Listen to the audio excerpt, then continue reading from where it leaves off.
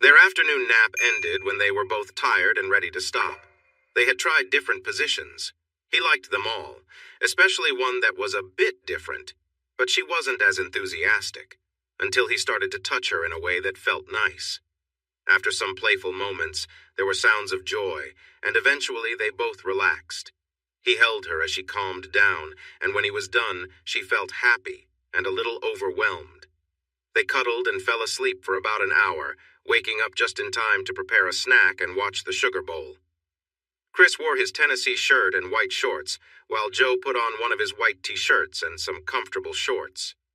Chris, being a big football fan, was really impressed with the University of Tennessee, especially their quarterback and strong defense. Georgia seemed a bit unsure, which a Tennessee fan loved, but it was a little awkward for someone who admired both teams. Joe rested against him for most of the game, then curled up in his lap. He watched the interviews, including a confident statement from Sam Ellinger, and then he carried Joe to bed, laying her down gently on the clean sheets. She cuddled close to him and fell into a peaceful sleep. When she woke up alone, it felt lonely. She found Chris sitting at the kitchen bar with his laptop. He quickly got her a cup of coffee, kissed her forehead, and offered her a choice of where to sit. She chose to sit on his lap, and after sipping her coffee, she playfully chided him for leaving her alone. He hugged her and apologized, and she forgave him, snuggling closer. As he gently stroked her back and kissed her hair, he told her he had to work a bit today, which made her move around a little on his lap. After a coffee break and some more playful moments, he carried her back to bed. He introduced her to some new activities that she enjoyed a lot, which made her feel good and surprised her with how fun it was. After she expressed how much she liked it, he playfully told her that he needed to take a break for breakfast and to finish some work first. She agreed, but only if he made pancakes, eggs, and sausage to satisfy her hunger. While Chris focused on his work, Joe reflected on some tough memories that still made her feel sad and scared. She sat alone for a moment, but then her friends Lynn and Mary knocked on the door and invited her to join them for a campus tour and some shopping. Excited, she quickly went to get ready while they chatted lightly with Chris. He knew they were joking, but Lynn, with her tall red hair, and Mary, strong and dark-haired, were charming when they teased each other. It was a cool day, so Joe wore the red sweater, leather skirt, and matching boots her family gave her on Christmas Eve. Her new friends wore similar outfits and complimented her a lot on how nice she looked. As she was giving him a happy goodbye, he slipped $300 bills into her purse. He held the door open for them and watched as they walked across the parking lot before shutting it, thinking about how lovely they looked together. The taller redhead in the middle, the strong brunette on the left, and the pretty blonde on the right. He shook his head to clear his thoughts and went back to his computer. Tomorrow was the first day of work for managers and executives, and he wanted to show his boss the changes he suggested for the Carter project first thing in the morning. Chris worked through lunch and was surprised when the door opened and Joe came back in. "Hi, honey," she said cheerfully as she hurried to sit on the bar stool he often used while working. He had refilled his coffee and taken a quick break, but had mostly been busy with his tasks. He saved his work and stepped off the stool to greet her warmly. Joe gave him a quick kiss and excitedly asked if he would grill tonight because she had invited their new friends over for dinner. He happily agreed if she would help him with the vegetables and setting the table. She kissed him again, said of course, and followed him outside to the grill. He lit a charcoal fire and went to clean up and change clothes. She followed him, sharing all about her day and everything they had done. She talked while he showered, but he couldn't catch much of it until he toweled off. She was full of energy and so cheerful when she was excited. He kissed her nose and went to get dressed, while she continued to share her day. Finally, he gently asked her to change into something more casual. She returned in a denim jumpsuit with a big zipper and black boots with white fur lining. "Wow, where did you get the boots and jumpsuit?" he asked. "From my sugar daddy. He slips money in my purse when I'm not looking," she said with a playful smile. He laughed. "I'm sure he appreciates your style as much as I do. Oh, I'm sure if you like it, he likes it too." The two couples arrived right at 6, bringing wine and snacks. They sat outside on the patio in the cool evening air while the steaks, corn, and squash grilled, sipping wine and listening to the lively stories from the girls. Joe mentioned that she rarely drank alcohol, so her friends introduced her to light drinks. They all became more talkative as the evening went on. Chris, who usually preferred beer, politely sipped on a single drink while others had more. By the time dinner was served, the lively chatter filled the room, but the meal of salad, steak, and vegetables helped mellow everyone out. The rest of the evening passed with friendly and funny conversations. After the guests left around 10:30, Joe went to her old room. Chris changed into his comfortable shorts and got the bed ready, waiting for Joe to join him. She appeared at the door, playfully posing. She wore a simple black outfit with delicate white details and playfully asked Chris if he liked her new purchase. Surprised, Chris complimented her choice, jokingly saying it was money well spent, and teasingly invited her closer. Joe laughed and quickly returned to her room, changing into a nightdress decorated with cute white kittens on a navy background. Chris found her adorable, and she quickly disappeared again. This time she came back in cozy flannel pajamas, explaining they were for the cold nights in her dorm room, especially if her roommate had guests. Chris smiled, complimented the playful dragon design, and mentioned they should keep her warm. Despite the fun they were having, Chris felt a pang of sadness about sleeping alone while Joe stayed in a co-ed dorm. Joe then reappeared in her black outfit, playfully posed again, and jumped on the bed. She teased about his earlier comment. They enjoyed some playful time together, with Joe wearing her outfit for a bit longer. Eventually, they settled down for the night, ending their day with warmth and affection. She didn't like it at first, but eventually, she enjoyed using him for her own pleasure. Chris, on the other hand, loved watching her and feeling her as she rode him to a satisfying finish. He found that moment especially unforgettable. Joe woke up with a headache and an upset stomach, but after the affection she showed him earlier, he was happy to help her get through her first hangover. Joe was a fast learner in all things related to intimacy, showing great natural talent and flexibility when inspired. Luckily, Chris was good at inspiring her. He had to leave for work at 8, while Joe had appointments at 9:15 and 10:30, so he handed her the keys to the Jeep and wished her luck. She responded with a passionate kiss and asked him to return as soon as possible. Meeting with his boss to suggest major changes to the architect's plans for the Carter project was stressful, but he felt it was necessary. The current design didn't match the stadium he had seen, and it was also more expensive than the simpler, stronger, and nicer design he had in mind. Though not an architect, Chris knew that good design, engineering, technology, and construction had to work together to function well. He believed his plan was better, but his boss, Bob Elliott, was in his office drinking coffee and looking at his computer. Chris knocked on the doorframe, and Bob invited him in. After a friendly greeting, Bob poured Chris a cup of coffee and asked him to explain his ideas. Chris took a deep breath, opened his laptop, and turned it to show Bob what he wanted to change. Bob looked up and said, "Hold on a minute, Chris. Angie, can you book us a conference room and see if Trey, Sam, and Andy are available? We really need Trey, but let's get as many of the others as we can." Since it was the first day back for management, they would all be available in about 15 minutes, Angie replied. "Chris, what you're suggesting is bigger than just the two of us. We need the higher-ups involved because they are the ones who can make decisions on this project with the university." Chris nodded, knowing that was true, but it didn't stop his stomach from feeling uneasy. He thought to himself, "Why do I have to be so pushy? I should have just kept quiet and done my job. The plans were made by a university planning committee and their architects. They aren't going to change things just because a young guy thinks they look bad. But here I am getting ready to embarrass myself and possibly get in trouble with all four of my bosses. How foolish. You're just being foolish, Christian Alexander." Bob took him to the conference room so he could connect his laptop to the projector, and they grabbed another cup of coffee before anyone else arrived. "Am I making a mistake by doing this?" Chris asked his boss. Bob laughed. "Not many 25-year-olds would bring a plan to their boss that could delay the project for a few months. But you're not just any 25-year-old. Let's hear what they think before deciding how silly you are." He had an attentive audience and faced some tough questions. The COO called in another experienced engineer and asked Chris to present to him. He took a deep breath and went ahead, answered his questions, and then waited for the engineer to challenge him.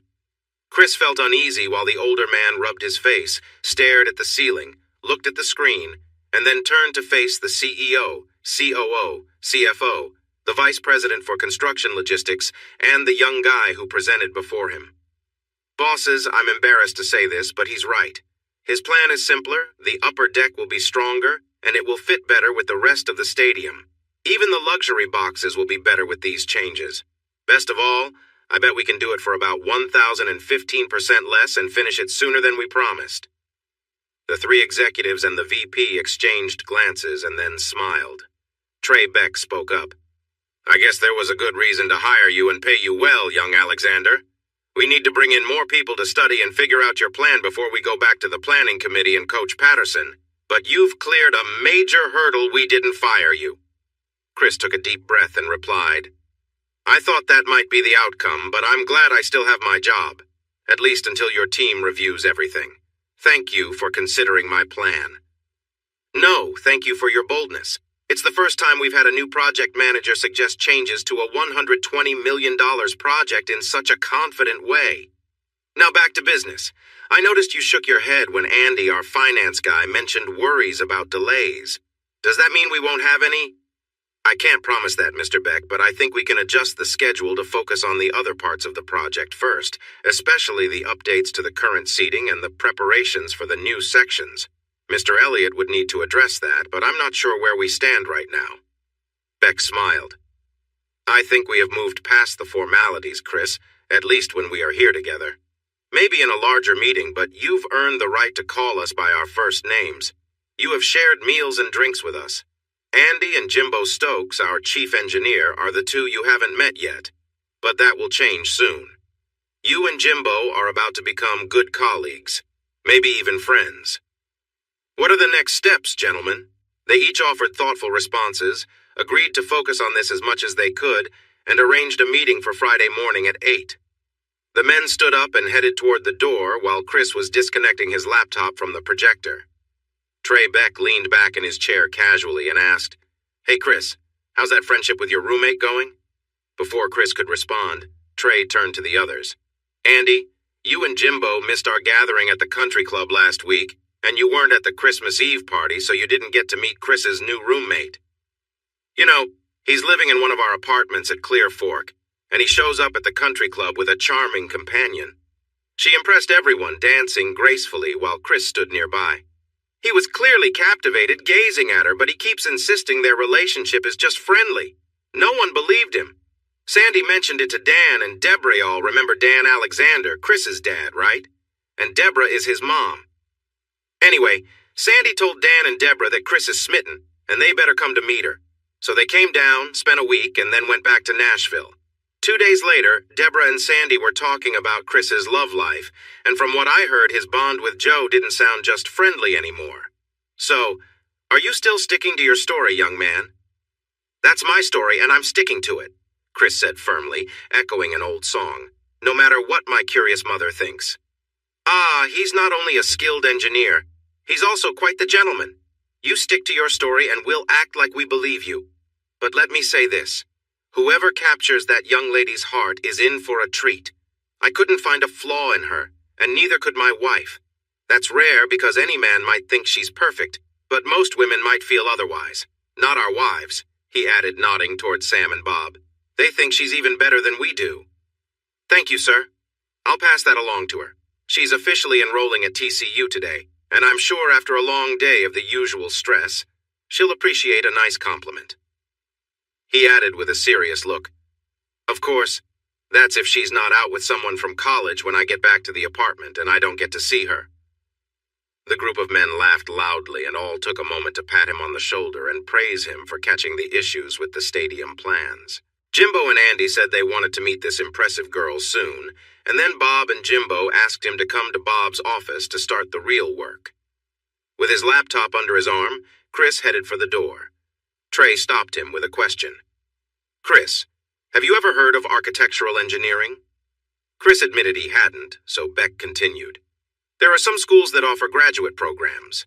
As the name suggests, it's a mix of different fields that helps in planning, designing, building, and managing buildings. It combines technology, which you are good at, with environmental systems, transportation for and around the building, structural safety, and overall management. I have that information ready because we've been thinking about hiring someone with that degree to help us avoid issues like you just found and to speed up our building process. The problem is, it's hard to find someone qualified, so we've decided to support a talented employee in getting that degree. Look into it and think about it, and let me know if you're interested. If you are, you'll be at the top of the list of candidates. Chris thanked him for his support and walked away, too surprised to say anything else. Jo was sitting on the couch with her laptop on her lap when he got back to the apartment. She was clearly happy to see him and greeted him with a warm kiss. She asked about his day, but he told her it was a longer story and he needed to go to the restroom first. As he walked away, she asked what he wanted for dinner. He paused, turned to her, and said, "I want to take you out for a nice dinner. Put on something casual and let's go to the steakhouse we saw the other day.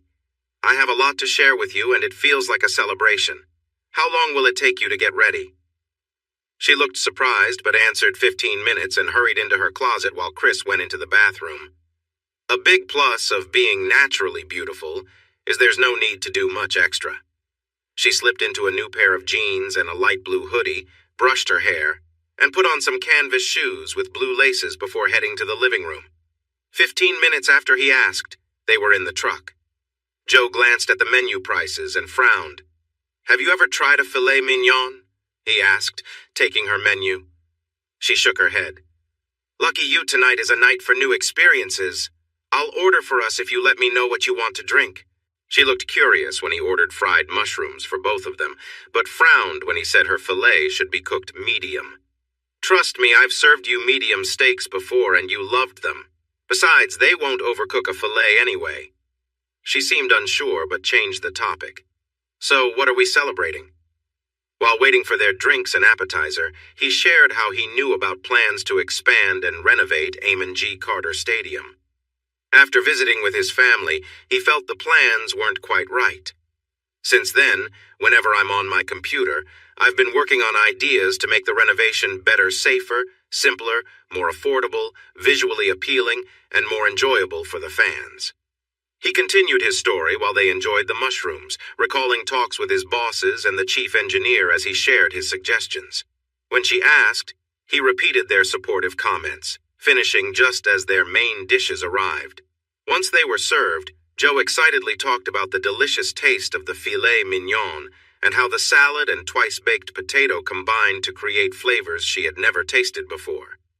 "No matter how you cook chicken, you can't bring out flavors like this," she insisted. Chris not only listened to her excitement but encouraged it. An enthusiastic Jo was even more charming than usual, and he enjoyed the moment. After they ate and got back into his truck, with Jo sitting in the middle, he briefly mentioned Trey's doubts about their just friends relationship. He left out the worst of the teasing but explained that his talkative mother was sharing anything Jo had told her, as well as what his sisters knew. She looked shocked. "What? Are you saying your bosses know about New Year's Eve?" "They and their wives know whatever you told Mom and my sisters. So whatever you said, they know. I haven't said anything to anyone because I respect you too much to share personal stories." She made a sad face. "I'm sorry. I just had to tell someone and we were planning together, so... Oops, I wasn't supposed to say that." "So the surprise wasn't really a surprise, it was planned?" he asked with a frown. "Oh, no. The plan was just to make sure you kissed me at midnight. Everything else... Yeah, that was all spontaneous. And I didn't give them many details. Mostly I just told them I had no idea how wonderful it would be and what an amazing guy you are." Chris smiled. "Well, that's good.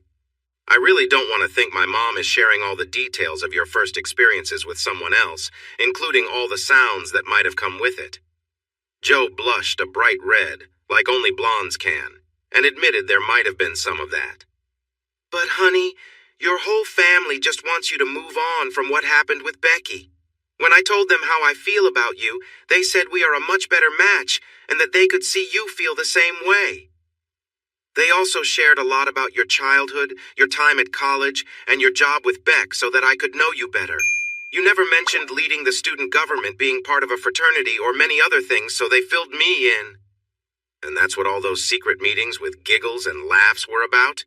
he asked, raising an eyebrow. She tried to look both sorry and defiant. "Okay, Maybe I said I was a virgin, and they told me how that first time can be tough. They might have mentioned how you care a lot about people you love and how to make you jealous. And maybe your mom told me, no, I won't go there, even though she shared our business with your bosses and their wives, and I feel too embarrassed to face them ever again. Anyway, maybe I shared too much, but I did it because they are my best friends and I just had to share my happiness. He put his arm around her and hugged her close, saying, "It's okay, Joe, I understand. But I hope you learn to be careful about what you share, or it might get around." She cuddled up to him, quiet for a bit, then said firmly, "I don't care who knows about us. So what? That was the best night of my life and the best experience I've had. At least until now, since you've given me so many wonderful moments since then. Everyone has a first time." Chris decided to save the talk about graduate school for another time. Instead, he asked, "Now that you've said that, tell me about your day." She tried to sound excited, but he could tell she was holding back. He waited until they got home, then asked, "So you finished with your application, secured scholarships, and got a dorm room? Why do I feel like there's something you're not telling me?" Taking a deep breath, she looked away, then back at him. "Because my scholarships don't cover all my costs. They looked like they would, but I'm about $8,000 short. And no, Christian, you are not going to pay it for me, okay? I'll find a job and take care of it." "All right, calm down. Where's the gap? Tuition, books, and fees are covered, right? Room and board? That's the issue. I didn't fully understand the total cost, and now it's too late to get more financial help. I mentioned it to Lynn and Mary, and they said they would look into it. They think I might be able to move into the dorm, join their sorority, and apply for a scholarship to stay in the house. Or you could stay here. I know you would let me, and that's my first choice. But I really want to live on campus for at least one semester to experience college life. I'll want to talk to you or see you every day and spend weekends together. But I want to be a typical student for once." "I understand. That actually sounds better. You deserve to enjoy college life. Let them handle their part and I'll take care of mine. Maybe we can find you another scholarship or grant. I don't think working is a good idea this first semester. You're a young freshman and you should focus on your studies and grades, not on making extra money." Friday was a great day. Bob, Jimbo, and Chris did a wonderful job on their presentation, and the other departments were ready for the project changes. Everything depended on the planning committee and the university administration, who would meet Monday at 9 a.m. Chris would lead the presentation, with support from Trey Beck, the head engineer, and the management team. Joe got good news via email.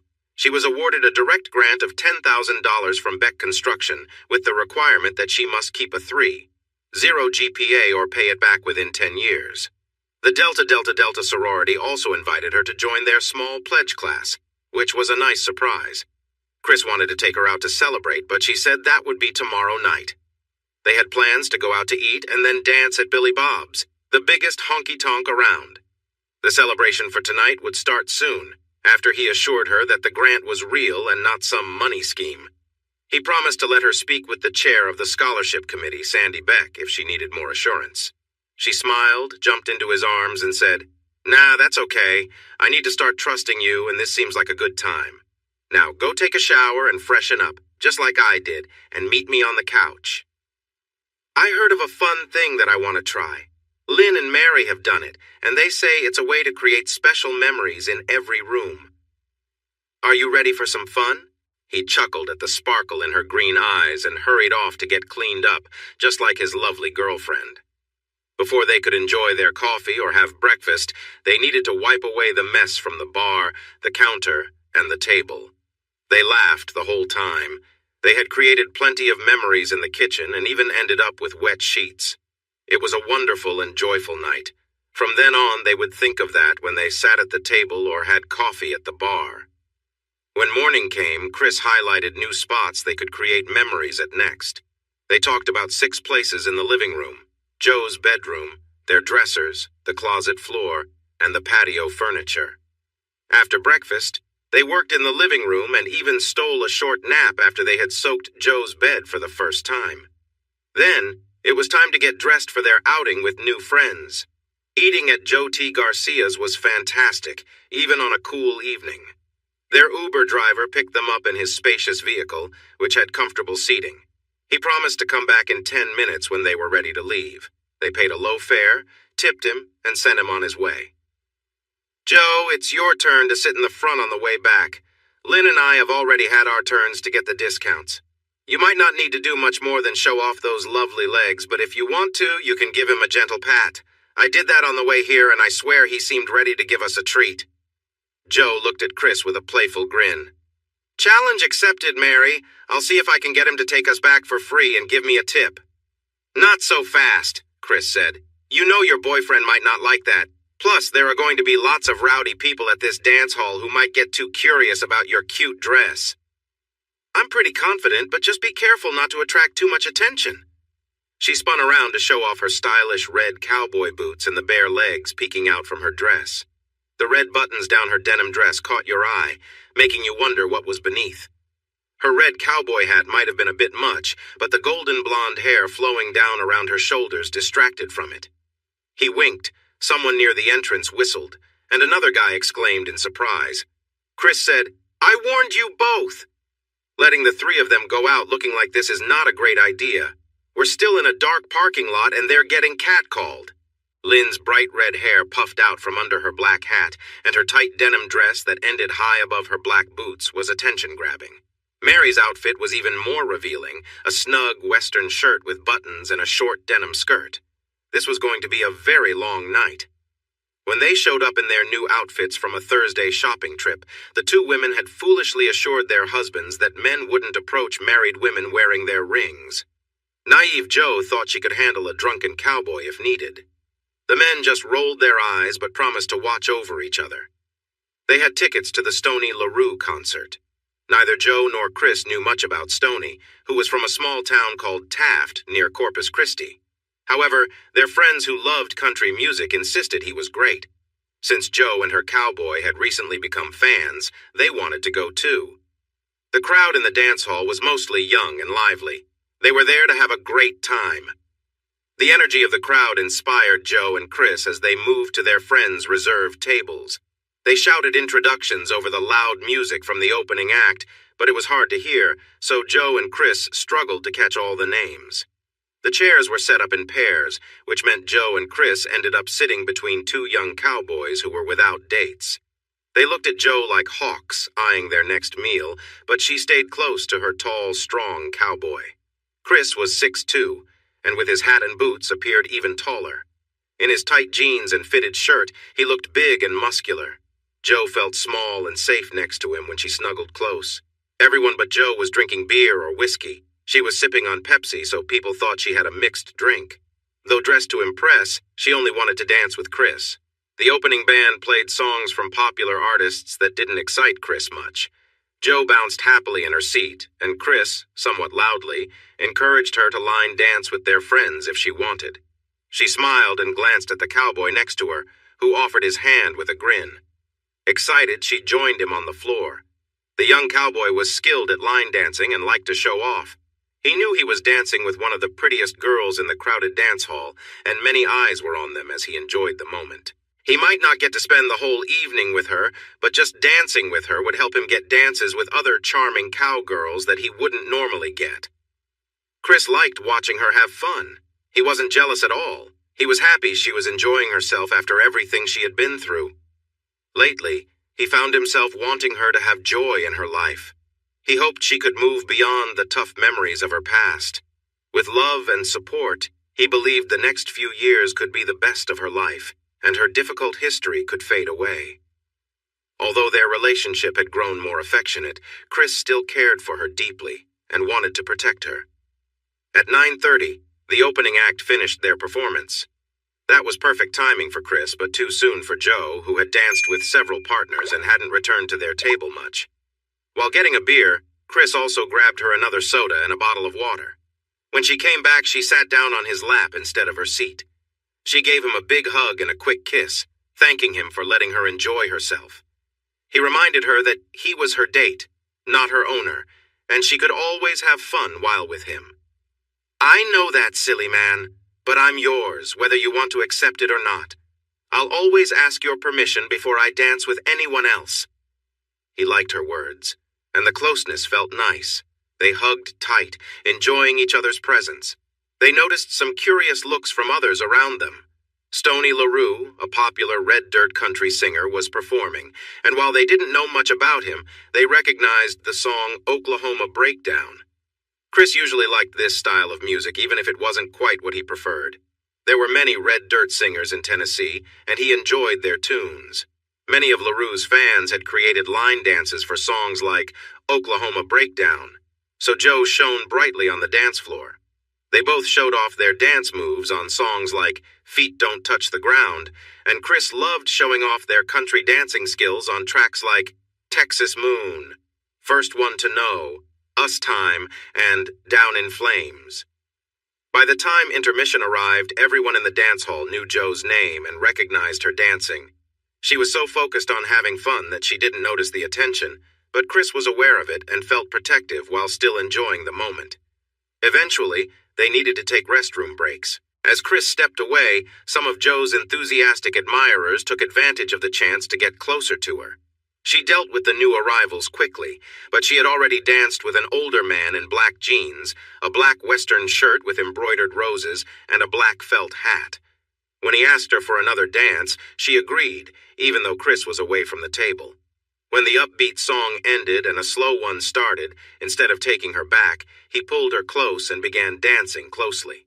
Joe felt surprised and annoyed, but she stayed calm and tried to keep some space between them. That didn't work. He turned suddenly, sidling up next to her and holding her there. "Do you know who I am?" he asked. "I have no idea, but if you don't move back, you'll be speaking in a high voice," she warned softly. "I know how to defend myself. I'm an oil man and one of the wealthiest men in Fort Worth. I'm looking for someone special and I've picked you." "Please don't look at me like that. Let me explain. I'm divorced, travel a lot, and I like having someone like you with me when I go out. I'm ready to offer you a great deal. I'm talking about a nice place to live, fine clothes, jewelry, and a luxury car of your choice. All you have to do is spend time with me when I'm around. A pretty girl like you deserves the best in life, and I can provide that. What do you think?" "What did you say your name was?" she asked. "I'm Roderick Barnes from Barnes Oil. Can I have a moment to think this over? It's all a bit sudden. How about you walk me back to my table so I can grab my purse? I can say goodbye to my friends and we can talk more privately." He took her back to the table, smirking at Chris. She introduced them, saying, "Chris, this is Mr. Barnes from Barnes Oil. He just made me a generous offer. I need a moment to think, but I'm leaning toward—" Barnes kept his arm around her, smiling confidently, until Joe surprised him with a swift knee. He let go, dropped to his knees, and groaned. Leaning close, she said loudly enough for everyone to hear, "That means I'm saying no to your offer. If you come near me again, you'll regret it." She stepped back and he muttered an insult. Joe responded with a slap that knocked his hat off. Meanwhile, Chris sat calmly, sipping his beer with a smile on his face. Then he stood up, helped the man to his feet, and led him to the men's room. Once inside, he pushed him against the wall and calmly said, "If you go near her again, you won't have the chance to cause any trouble because I'll make sure you regret it.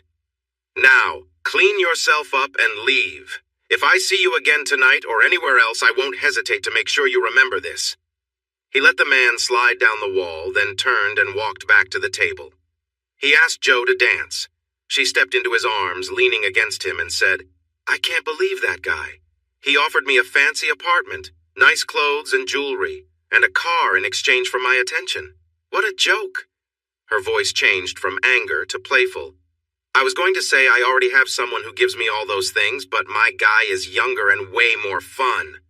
Then her anger returned. "Not like him. I thought about just getting rid of him then and there, and maybe I should have. Your number one guy wants to make our night memorable, maybe break a record for fun. Even if the others don't want to come, you can sit in front and show the driver the fun you planned, but only when it's safe. What do you think? Dancing with weirdos or a lot of fun?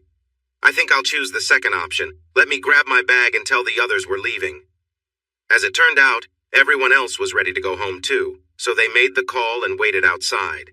They told Joe that she had been the talk of the night, especially after she stood up to that man. "What did he do to you?" asked Lynn, curious. Chris gave Joe a hug and chuckled as she retold the story in her best playful accent. She tried to keep it light, but there was definitely some hurt in her voice. Chris held her a bit tighter, and their friends understood she was feeling more than she let on. Lynn and Mary joined in the hugs, comforting her as tears filled her eyes. John called the man rude and offered his support, but Donald had a different thought. "Joe, I haven't shared much about my family. That's because my dad is a selfish person, just like Barnes. They know each other well. From Barnes's viewpoint, offering you a special status is a way to show respect, not to offend you. He believes there are many girls who would gladly accept such an offer. In fact, I know some on campus who are getting nice payments from older men. Many girls in colleges across the country are getting support from these arrangements. My dad kept his relationships hidden from us for years. We only learned about it during the divorce, but one of them became our family doctor. Now, another one is advertising for a political campaign in Texas. I'm not trying to make light of what he did or how it hurt you. You might think he saw some flaw in your character, making you willing to accept such an arrangement. But to him, he simply chose the prettiest girl around, the one everyone was talking about, and offered her a tempting opportunity, a business deal, you could say. With you by his side, he'd gain respect from his shallow friends, something he's never had. Putting on a funny southern accent, he joked, "You Joe, honey, y'all are just so pretty and classy that any man would do anything to enjoy your company." That made her laugh, and she said, "Thank you, Donald. I felt like he knew about my past and thought I would jump at the chance to be with him. I was offended. I'm still a bit bothered, but thank you for putting a nicer spin on it." She shook the others away so she could give Donald a warm hug, and Mary said, "I can still see a surprised face when you need him. You're amazing," Donald added, "and his hat flying off when you slapped him." They all laughed, feeling lighthearted like when they first arrived. The Uber driver pulled up and Lynn teased, "Remember, it's your turn to get us a ride discount." She took her job seriously, and the driver waited at the light several times. Joe had to time her signals so he would go when it was green. Her charm did earn them a free ride, but Chris gave the driver a generous tip anyway. They shared one last laugh before parting when John joked that they should Uber everywhere since it was free. They began to head to their apartments when Mary exclaimed, "Wait! I want to know what Chris told Barnes when he took him away." Chris stopped and said, "Not much, really. I just told him that if he ever came near Joe again, he'd regret it." That got a big laugh from the group and a giggle from his girlfriend. "Were you holding him in the air when you said that?" Joe asked. "Nope. I couldn't find them. They were still inside him." More laughter followed, and they walked away in opposite directions. "Honey, tonight is perfect for trying out the patio furniture," Joe said playfully. They managed to have some fun with her leaning over the railing and on the back of the love seat. After a few lights turned on in other apartments, Chris paused, grabbed a beach towel from the hot tub area, and suggested she cover her mouth with it to keep things quiet. To test out the 4 armchairs, Joe decided to mix things up. Facing away from him, she settled on his lap. It wasn't her favorite at first, but her feelings changed when he began to gently touch her. She thought the table would be simple, but he wanted to show her something different. He adjusted her position so her feet rested on his shoulders, which changed things a bit for both of them. The padded love seat was the easiest because she could sit on him and kiss him while he held her. Once she found a comfortable rhythm, she felt content and relaxed, with Chris looking similarly worn out. So they explored 3 new positions and enjoyed 7 pieces of furniture, plus a fence. It's no wonder they were tired. On Sunday morning, they both felt a little sore, but by 9 they were making coffee and breakfast, chatting about the week ahead. Chris looked at Joe thoughtfully. "What's on your mind?" she asked. "We've never talked about church. Are you part of one?" "Seriously? My mom grew up in a very religious home and she didn't like it at all. She joked about people who went to church and wouldn't let me go to Sunday school or vacation Bible school with my friends." "Why do you ask? We're Episcopalians.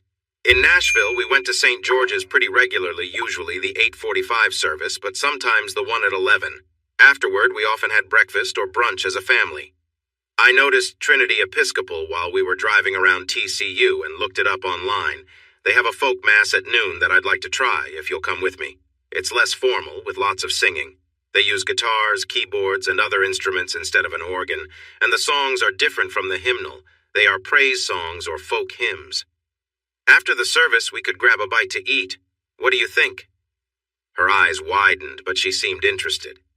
She asked about what to wear, what the service would be like, and other details he didn't know, but she looked more eager than worried. She decided on a black sweater dress with red buttons and black boots, which was stylish yet quite modest. As soon as they got out of the truck and walked to their seats, people watched them closely. But that was nothing compared to the attention Jo got when she started to sing. Her voice was beautiful, almost like an angel's. She was completely engaged, listening to every word, paying attention during every pause, and even kneeling and joining in when asked.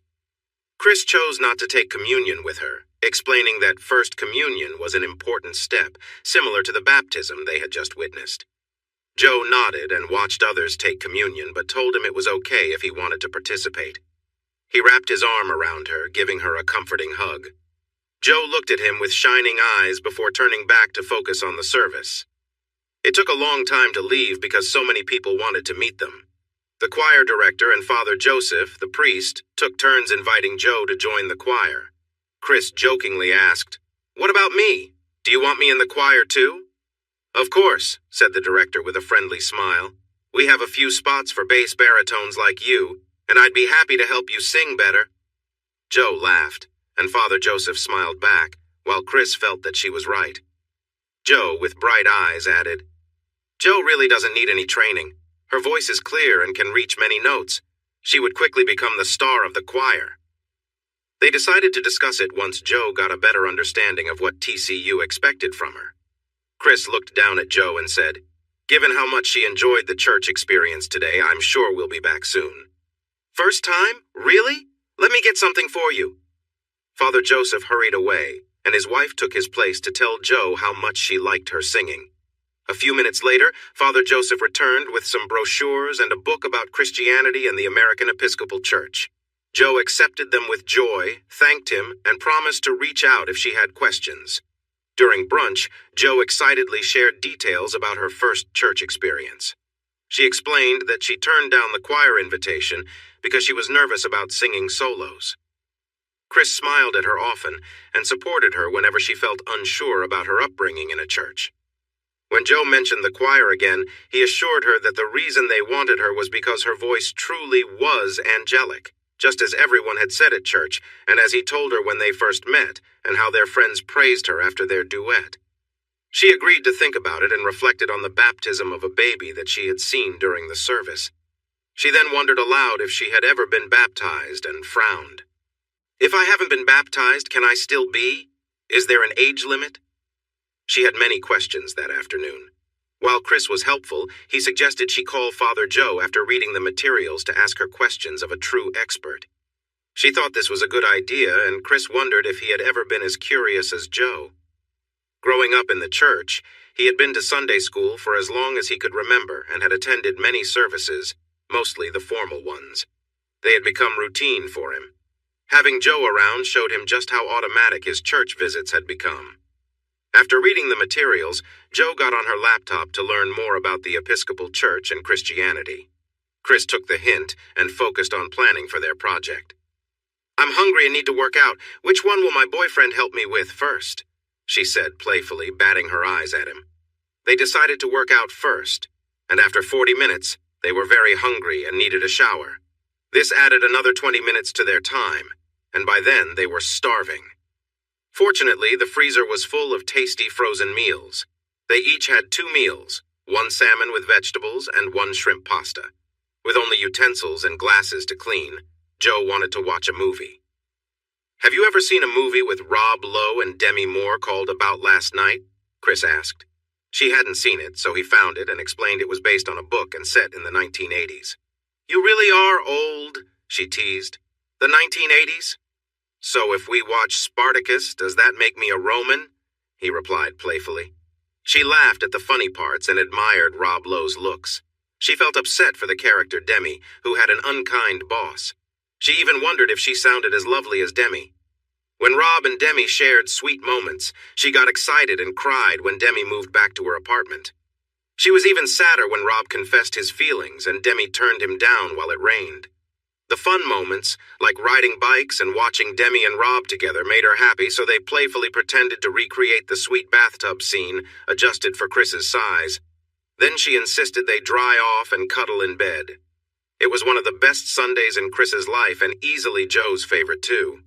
On Monday, they met at 9 with the Stadium Planning Committee, the administration, and Coach Patterson. After introductions, Chris started his presentation by explaining that his proposal came to him while he was in the stadium with a student and some football fans, including himself. He already knew the initial plans, and standing in the stadium, he felt they didn't fit well with the historic setting and wouldn't be as welcoming for fans as they could be. Chris noticed Coach Patterson becoming more engaged during the presentation and saw the others looking at him for his reaction. As the presentation continued, Coach P and the others became more interested and active. In the end, Chris and the people from Beck answered many questions, and the committee decided to pause the meeting for a private discussion with their architects. After 30 minutes, they brought the Beck representatives back and agreed to the changes, but with one condition, that everything would be done in time for the 2020 season. Trey Beck assured them it would, and everyone shook hands. Coach P held onto Chris's hand for an extended shake and expressed how pleased he was that Chris visited the stadium and got inspired for the updates. He promised Chris would have great seats for every game from that point on. The construction teams were getting back to work, so Chris went to the office early to meet with Bob Elliott and Jimbo before heading to the TCU campus. Chris's updated plans were quickly accepted, and they took their work trucks to the TCU football stadium, then walked to the meeting. After the meeting, Bob introduced Chris to all the workers, and he and Jimbo discussed the changes to the original plans. There were some unhappy faces, so Chris spent 35 minutes explaining the updates, why they were necessary, and answering questions. This helped, and everyone got together to plan their tasks for the day and the week ahead. Chris spent the day getting to know his new coworkers, asking for their feedback, constructive criticism, and new ideas.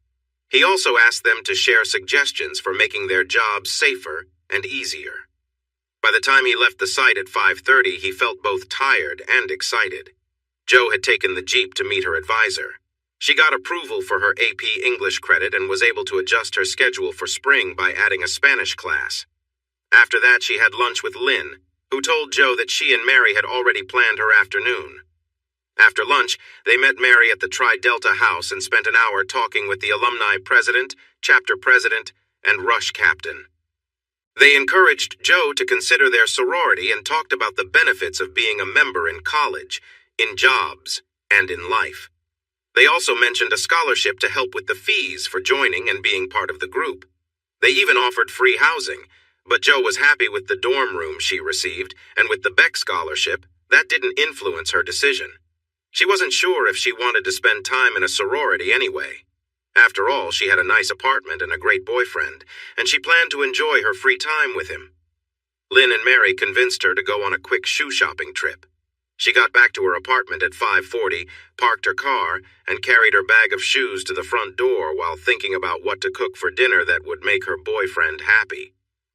As moving to the dorm got closer, she found herself wanting his affection more. Joe unlocked the door and stepped inside. She pushed the door shut with her foot, but it quickly flew back open and hit the wall. Before she could turn to see who had come in, she was pushed across the room and fell to the floor. 4 men rushed toward her, and before she could react, they held her down. 2 of the men pinned her arms while another sat on her legs.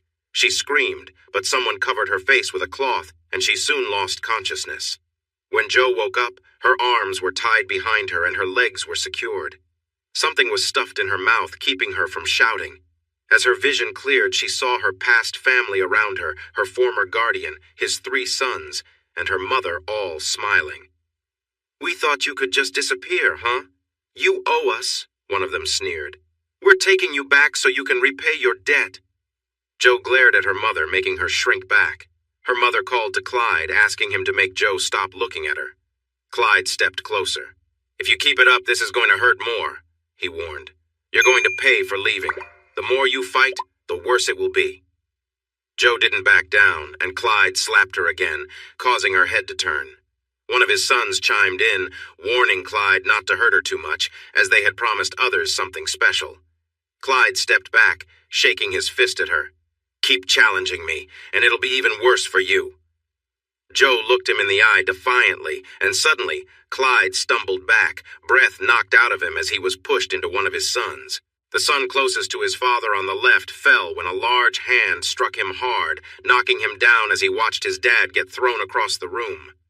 The one on the right turned to face Chris, fists raised like a boxer, but collapsed in pain when a strong kick hit his knee. Chris advanced toward the man and the remaining son, his face full of anger. He began to threaten them. "Your friends won't even know who you are when I'm done with you. You broke into my home and hurt my girlfriend, and I could defend myself. But instead, I'm going to make sure you regret ever stepping foot here." One of the sons pushed his father aside and charged at Chris, but Chris stepped out of the way, grabbed him by his shirt, and sent him crashing head-first into the door. He went down and stayed still. Chris heard Joe scream, and he quickly turned around, swinging his fist. It connected with the face of a woman who was trying to stab him, sending her to the ground. The knife she held fell beside her, and Chris recognized it from his own kitchen. Just then, Chris noticed the father charging at him with a long knife. He dodged to the side, and as the man passed, Chris hit him hard in the face. The man staggered but turned back, threatening Chris. "I'm going to cut you up and take her with me." The man swung the knife back and forth, but Chris moved calmly, staying out of reach. When the man lunged at him again, Chris caught his wrist and used the momentum to twist his arm behind him. The father cried out in pain, and Chris warned him, holding the knife at his back. "You're done. You brought this on yourself." Chris held the man tightly as the knife was slowly forced toward his stomach. "Now you're going to face the consequences," he said coldly. The man struggled to let go of the knife, but Chris had a firm grip on both his wrist and hand. He pushed the blade forward until it barely touched the man's belly. The man panicked, crying out and begging for his life, but Chris remained calm. "You're not so tough now, are you?" Chris remarked. "You're scared now that you're up against someone who can fight back." As the man continued to plead, Chris loosened his hold just enough to let him fall to the floor, unconscious from the fear and the impact. Chris made sure the knife was still in the man's hand, but kept it from causing further harm. After checking to ensure the others were no longer a threat, Chris hurried to Joe. He gently removed the cloth from her mouth and recorded the scene on his phone for evidence. Though bruised, Joe gave him a small smile. "I guess I might not have been able to take you down after all. You did well." Chris leaned in to kiss her softly, whispering how strong she was. "I hear the police coming. I'm going to step away so they can see what happened and you'll be safe." He then moved a few steps back, ensuring Joe was okay, and called the company's attorney to report the incident. He quickly told attorney Thomas Behrens what happened, gave him the apartment address, and was assured that a defense lawyer from the firm would be there in 5 minutes or less. Chris stood still with his hands at his sides until local police officers rushed in with guns drawn. He raised his hands, palms out, to show he had no weapons. 2 more officers entered the room, and they spread out while the first 2 searched Chris and placed handcuffs on him. When one of the officers saw Joe and her mother, he called for female officers to come and said they needed multiple EMTs right away. Officer Rodriguez said, "Washington, take him into the other room and get his side of the story. I'll talk to the women and I'll have Johnson speak with the man over here who is on the floor, upset and holding his knee. Then we can discuss what to do next." Chris started his story by saying he had walked up from the parking lot.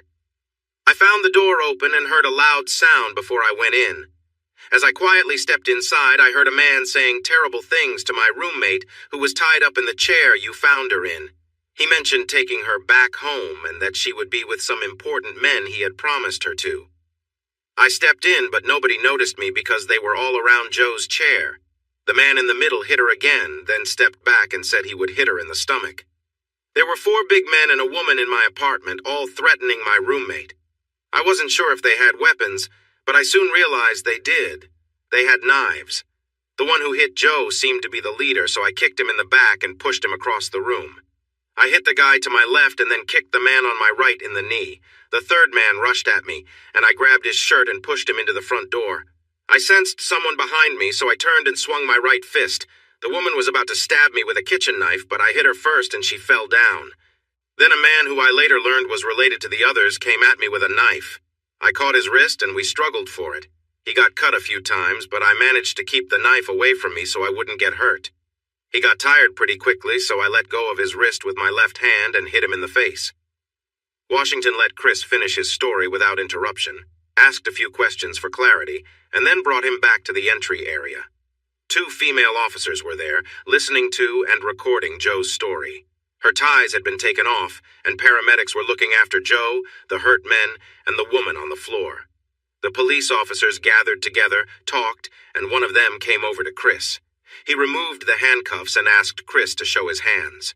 The officer checked his fists, smiled, and said, "I just wanted to make sure you weren't hiding anything. You really took care of this group, including the woman with the knife." The son with the hurt knee was handcuffed and taken to the hospital with police assistance.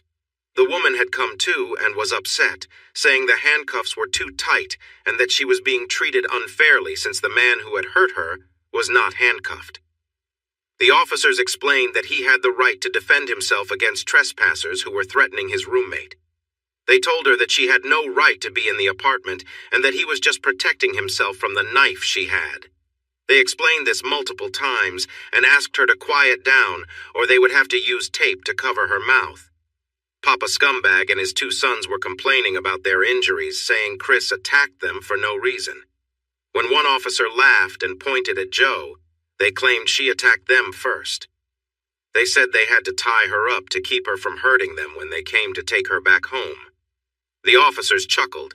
One pointed at Joe and said, "So 4 big men were scared of her? She's not even 5'6" or weighs more than 110 pounds. The officers then helped the men stand up and took them to their patrol cars. Joe's mom, whose face looked worse than Joe's, complained about coming to get her daughter, saying that man had attacked her, and it was wrong to arrest her and her sons when that man caused all the trouble. Chris's lawyer arrived just in time to see the scumbags being taken away. He went inside, found Chris holding Joe, and asked if everything was all right. Chris said he thought so, but they needed to discuss everything while it was clear in his mind, if the lawyer had time.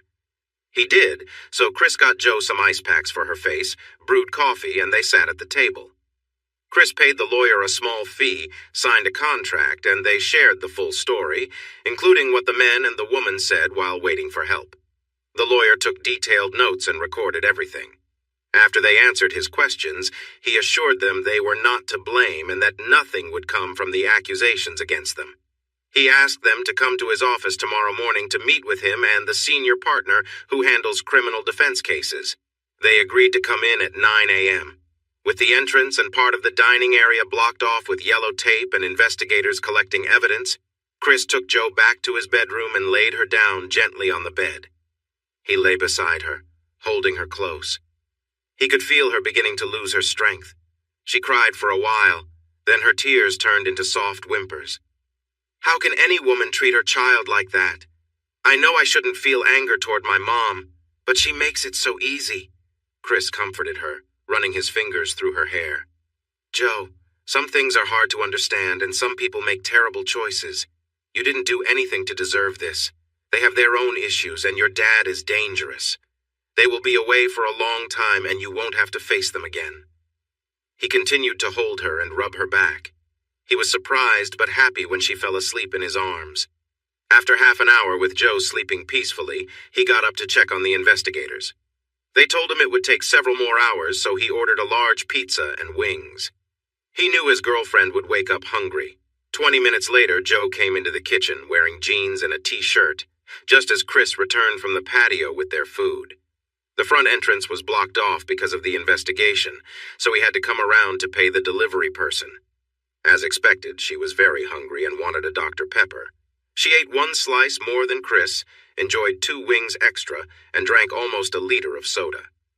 After finishing, she laughed and settled comfortably on Chris's lap. Although there were still investigators in the area, she wanted to feel close to him.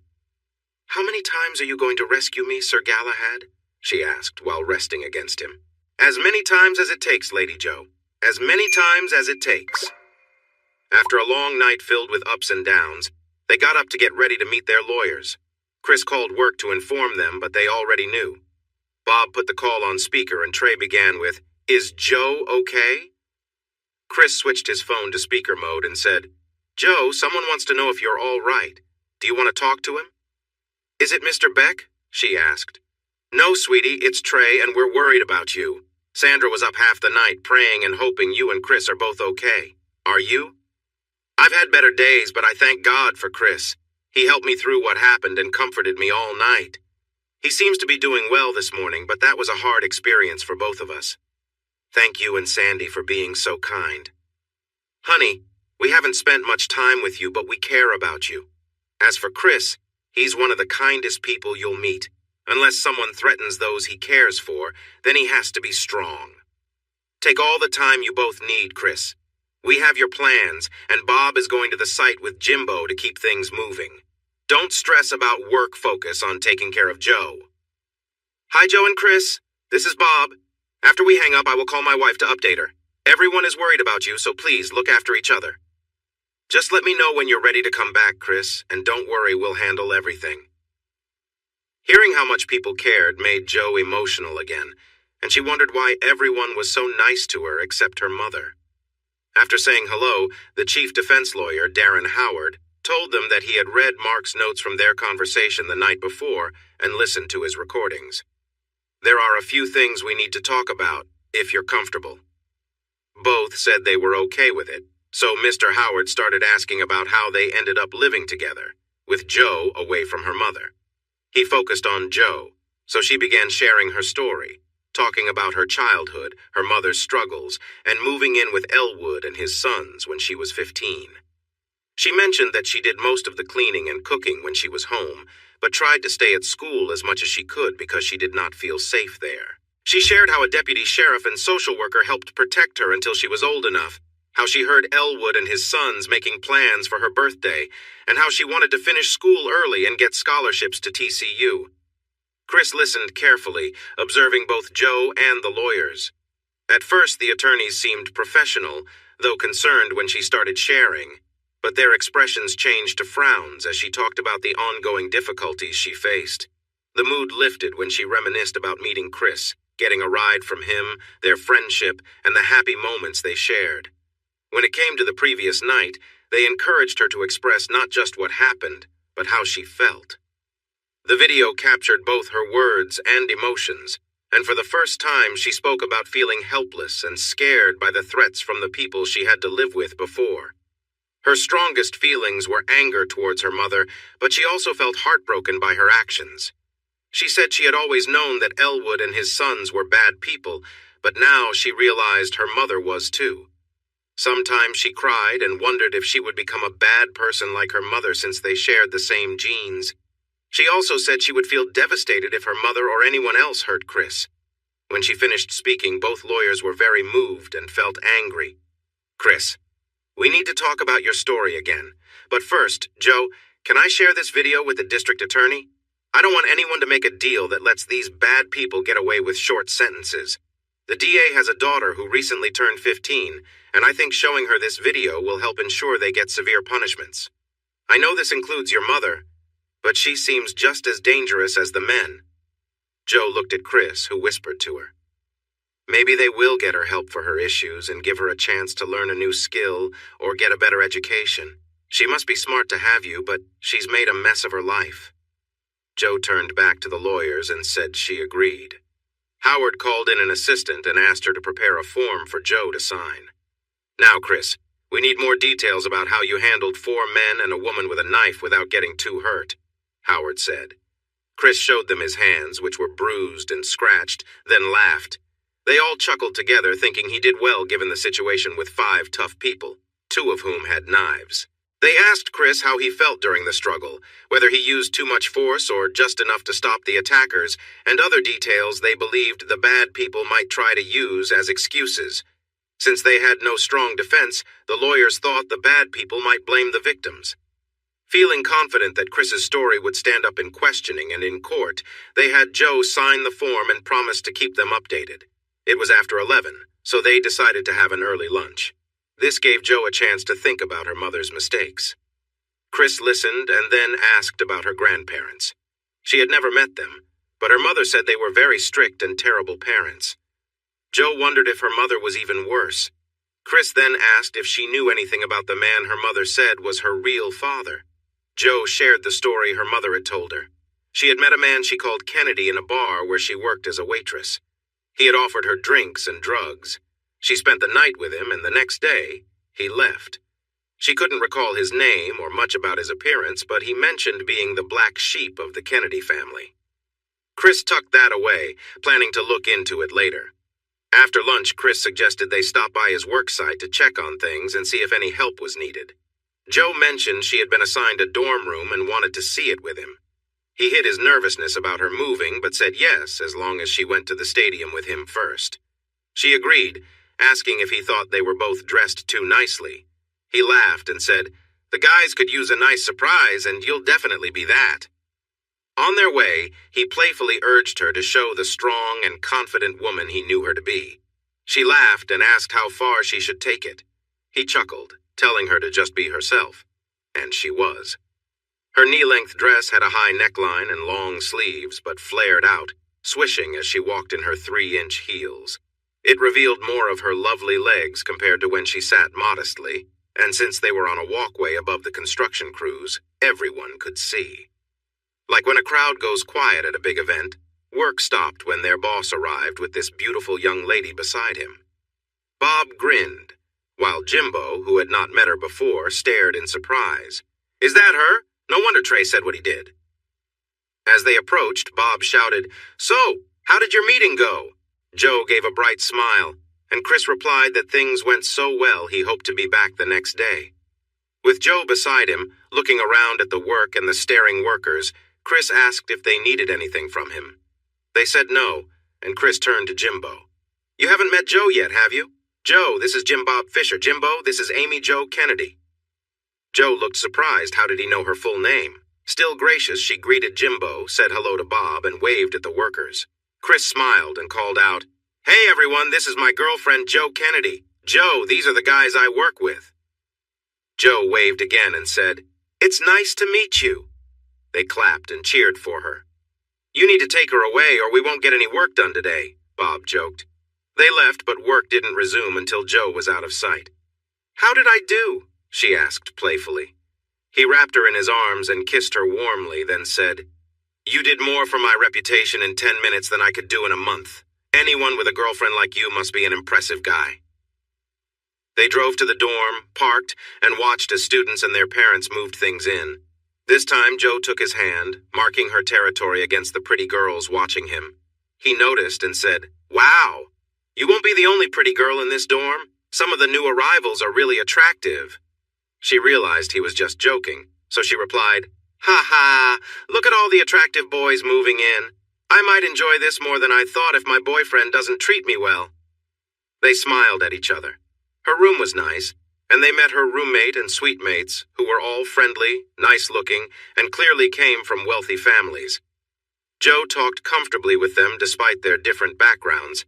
They were impressed by her successful boyfriend who was involved in building a new stadium, which made Jo feel proud. They took pictures of Jo and Chris together, and then he took pictures of the 4 suite mates in different fun poses. Jo chatted all the way back to the apartment about her first impressions of her suite mates. They packed up her belongings and took them back in the Jeep, as they had promised Kate, Elle, and Grace they would. It was surprising when more girls came to the room for introductions and pictures. The news had spread quickly. As they drove away, Chris said, "Honey, I think some of those girls are a bit wild. They were crowding around me while we were taking pictures." Jo made sure their last night as roommates was special, and she wanted to make sure he had good memories before he left. She tried to argue when Chris suggested she take the Jeep and get a parking sticker for it. "Jo, I have 2 vehicles plus the work truck. Why should I have 3 cars taking up space at the apartment? Besides, if you want to visit me sometimes, you'll need a way to get around. Unless you want me to come into the dorm to pick you up." She knew he was just joking, but she felt a pang of jealousy. "When you put it that way, maybe I should. I promise I won't drive it too much or have a lot of people in it or—" "Jo, it's just a car. I already added your name to the insurance, so feel free to use it whenever you need to. I trust you to be responsible. Of course, I don't want you driving after you've been drinking, but otherwise, use it however you like." She looked shocked. Chris, I would never do something like that. I'm only 18, I can't even drink legally, and I sure won't. Oh, you're teasing me again. I see that smile. She playfully hit him on the shoulder, but she smiled back. I promise not to make any messes in the back seat of the Jeep if you promise not to make any in the back seat of the Ram or on the sheets at the apartment. So, the couch, tables, and chairs are fine? He asked playfully, and was lightly scolded again. Only if you want some marks on the furniture in the dorm, she replied with a grin. Are you saying we're in a committed relationship now? Like going steady? Chris responded, taking her hands in his. That might make the fraternity parties less fun. Instead of joking back, she became serious, rested her head on his chest, and said, I'm only yours. You need to decide if you are only mine. I'm yours, he answered earnestly. She reached around his neck, pulled him down, and kissed him deeply. And I'm yours. At that moment, Jo had no idea how that promise would be tested. She approached college just like she had tackled everything else in her life. For the next 3 weeks, she spent her time in class, studying, working on projects, or with Chris. Much of her studying took place in his apartment because it was quieter, and he was a helpful resource. Like most freshmen, she needed to learn how to listen, take notes, and study in new ways. Many college professors preferred to focus on research and writing rather than teaching, so students often turned to their graduate assistant, GA, for help or hired a tutor. She tried the GA for a tough course, but he seemed more interested in flirting than helping her learn, so she turned to Chris. He was a patient tutor who helped her understand what she needed to succeed in her coursework and projects. He taught her that remembering and understanding were just the start. To truly excel, she needed to be able to apply, analyze, evaluate, and create with what she learned. Unfortunately, like many schools, since accountability testing became a trend, the schools in Arkansas where she had studied focused more on what would be tested than on gaining knowledge and skills that would help students in the real world after school. This issue wasn't the fault of the teachers or administrators. If students didn't pass the state tests, they faced consequences. If enough students failed, the teachers and schools also faced trouble. Schools had to make sure every student passed, often forgetting to teach things that would help kids in real life.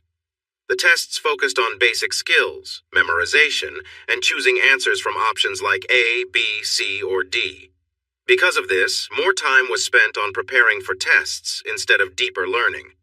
Jo remembered how much more engaging and creative learning happened after the tests, compared to the months leading up to them. With Chris's help, she learned how to study, use what she learned, and think critically about her work, whether it was a paper or a project. She didn't want to be an engineer like Chris, but she began to appreciate how engineers solve problems, build big structures, and tackle challenges, whether made by people or nature. At first it was tough, but she was smart, eager, and determined, so she started to do really well. But college wasn't just about studying. She enjoyed learning and meeting new people. Some students grumbled about taking required courses in philosophy and psychology, but Jo found them intriguing. She took a challenging biology course, which she had skipped the introductory level, and while the lab was intimidating at first, she eagerly absorbed everything they taught and felt wiser each day. Then there were the parties. She attended a few on campus, but with friends Kate, Lynn, and Mary, she organized an exciting Super Bowl party at Chris's apartment. They invited a lot of people, and soon it was clear that they needed a bigger space. By Super Bowl Sunday, they updated everyone that the party location changed to the community center in the apartment complex, outlining what snacks and drinks to bring. They had too many guests for an apartment gathering, and it was a big job for everyone to prepare food and drinks. The game itself had a low score, 133 in favor of the Patriots, which wasn't exciting for many and left some bored. The halftime show with Maroon 5 and some rappers entertained some guests, but not Chris. By the start of the third quarter, someone suggested they play music and dance in a different area of the center, away from the TVs. Jo was enthusiastic about the idea, so the man who arranged the building for the night spent much of the second half dancing with his girlfriend, who wore a Patriots jersey. She wore short shorts under her jersey, but all you could see were white knee-high socks and red shoes, along with her legs and a red jersey with white numbers and blue details. Jo managed the music, creating a nice mix of country, ballroom, rock, and hip-hop, playing around 5 songs from each style. For once, Chris didn't mind the hip-hop. It let him grab a beer, check the game, and admire his girlfriend's amazing moves, as long as the crowd wasn't too thick to see her. When the game finished, the dance floor got busy during the country, rock, or hip-hop tunes, but Joe and Chris had it mostly to themselves during the ballroom songs. A few people danced gracefully, but for the cha-cha and tango, they were the main dancers. It seemed every young man there admired Joe, who sparkled on the dance floor no matter the style. The tango they performed left many young women admiring Chris too, perhaps even Joe. Lynn, Mary, and Joe stood by the door saying goodbye and accepting compliments from those leaving around 1 in the morning, while Chris, Don, John, and some friends organized the space. When asked if she needed a ride, mostly by hopeful guys, Joe said she had to help clean up and already arranged for a ride after that. It wasn't really untrue. She did assist with cleaning while chatting with the other women, and she indeed got a ride afterward. She wanted to wash off the sweat, but Chris playfully coaxed her to dance and then gently wiped the beads of sweat from her face and legs. They shared more playful moments before he finally took a break. Chris was full of energy that night and was ready for more fun the next morning as well.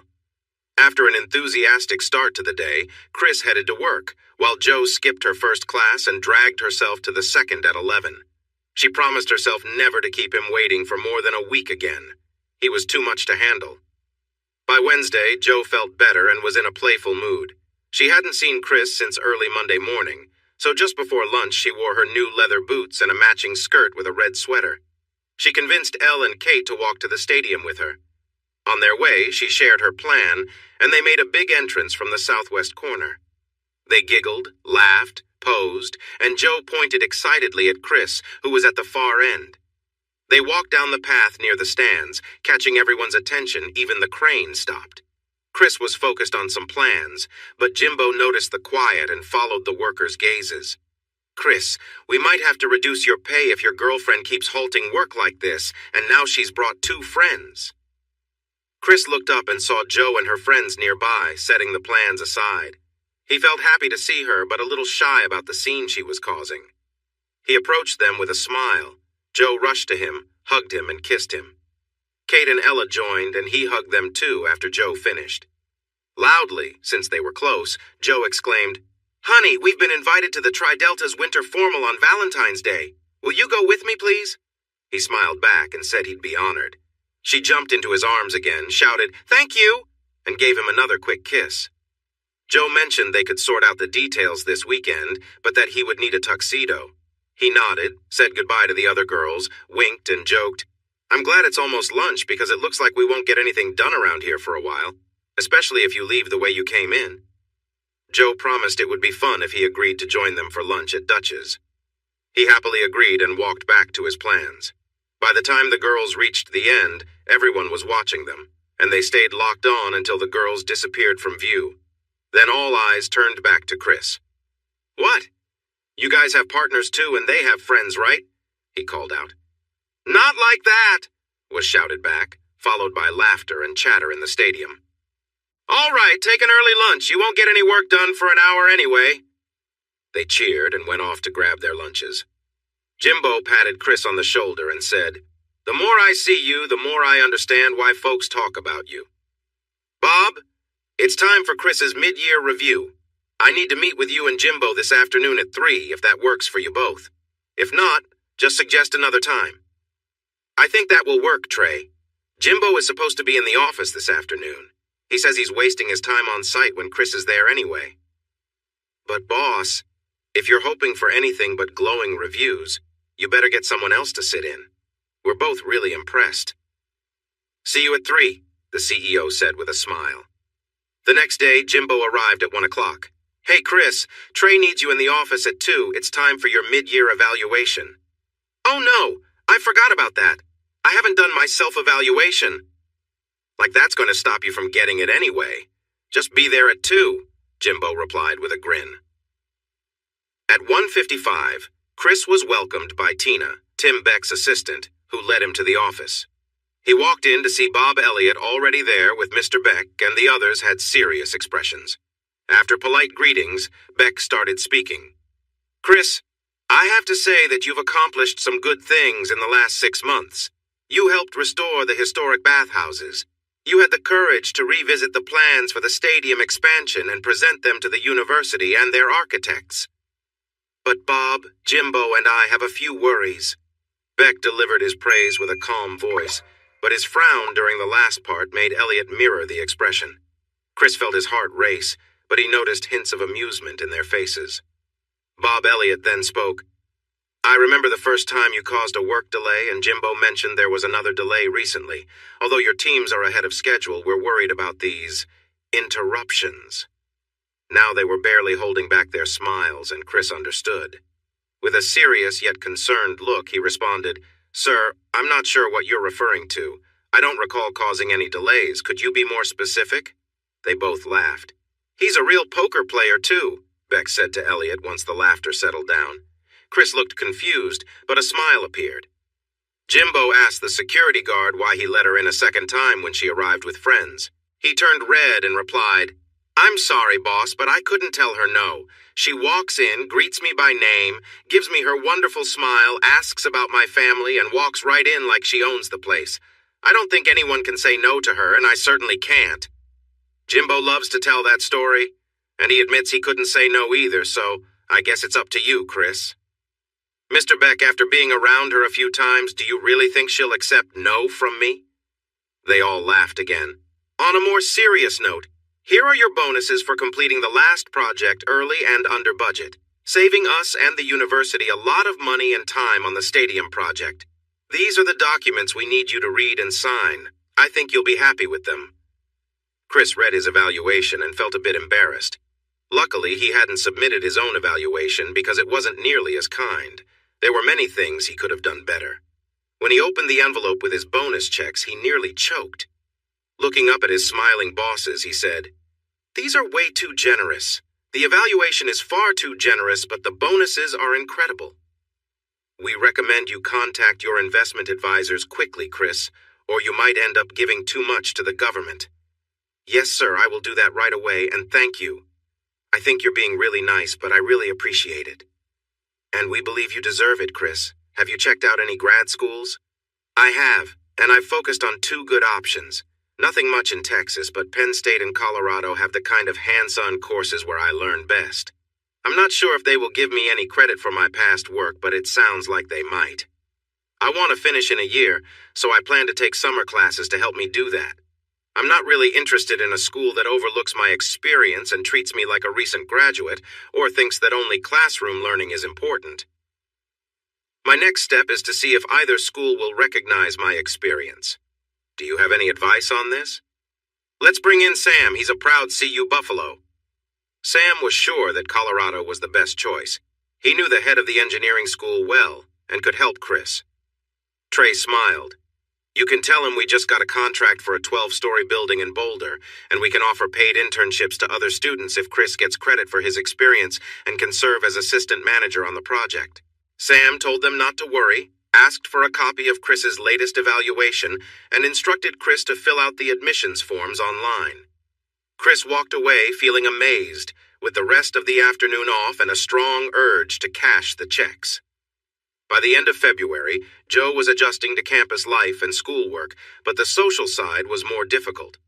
One big reason was that she drew attention wherever she went.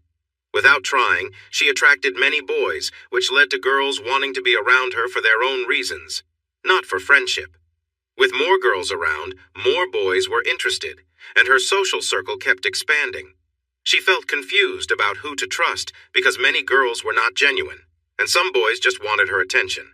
Joe had a scholarship and had to keep her grades up.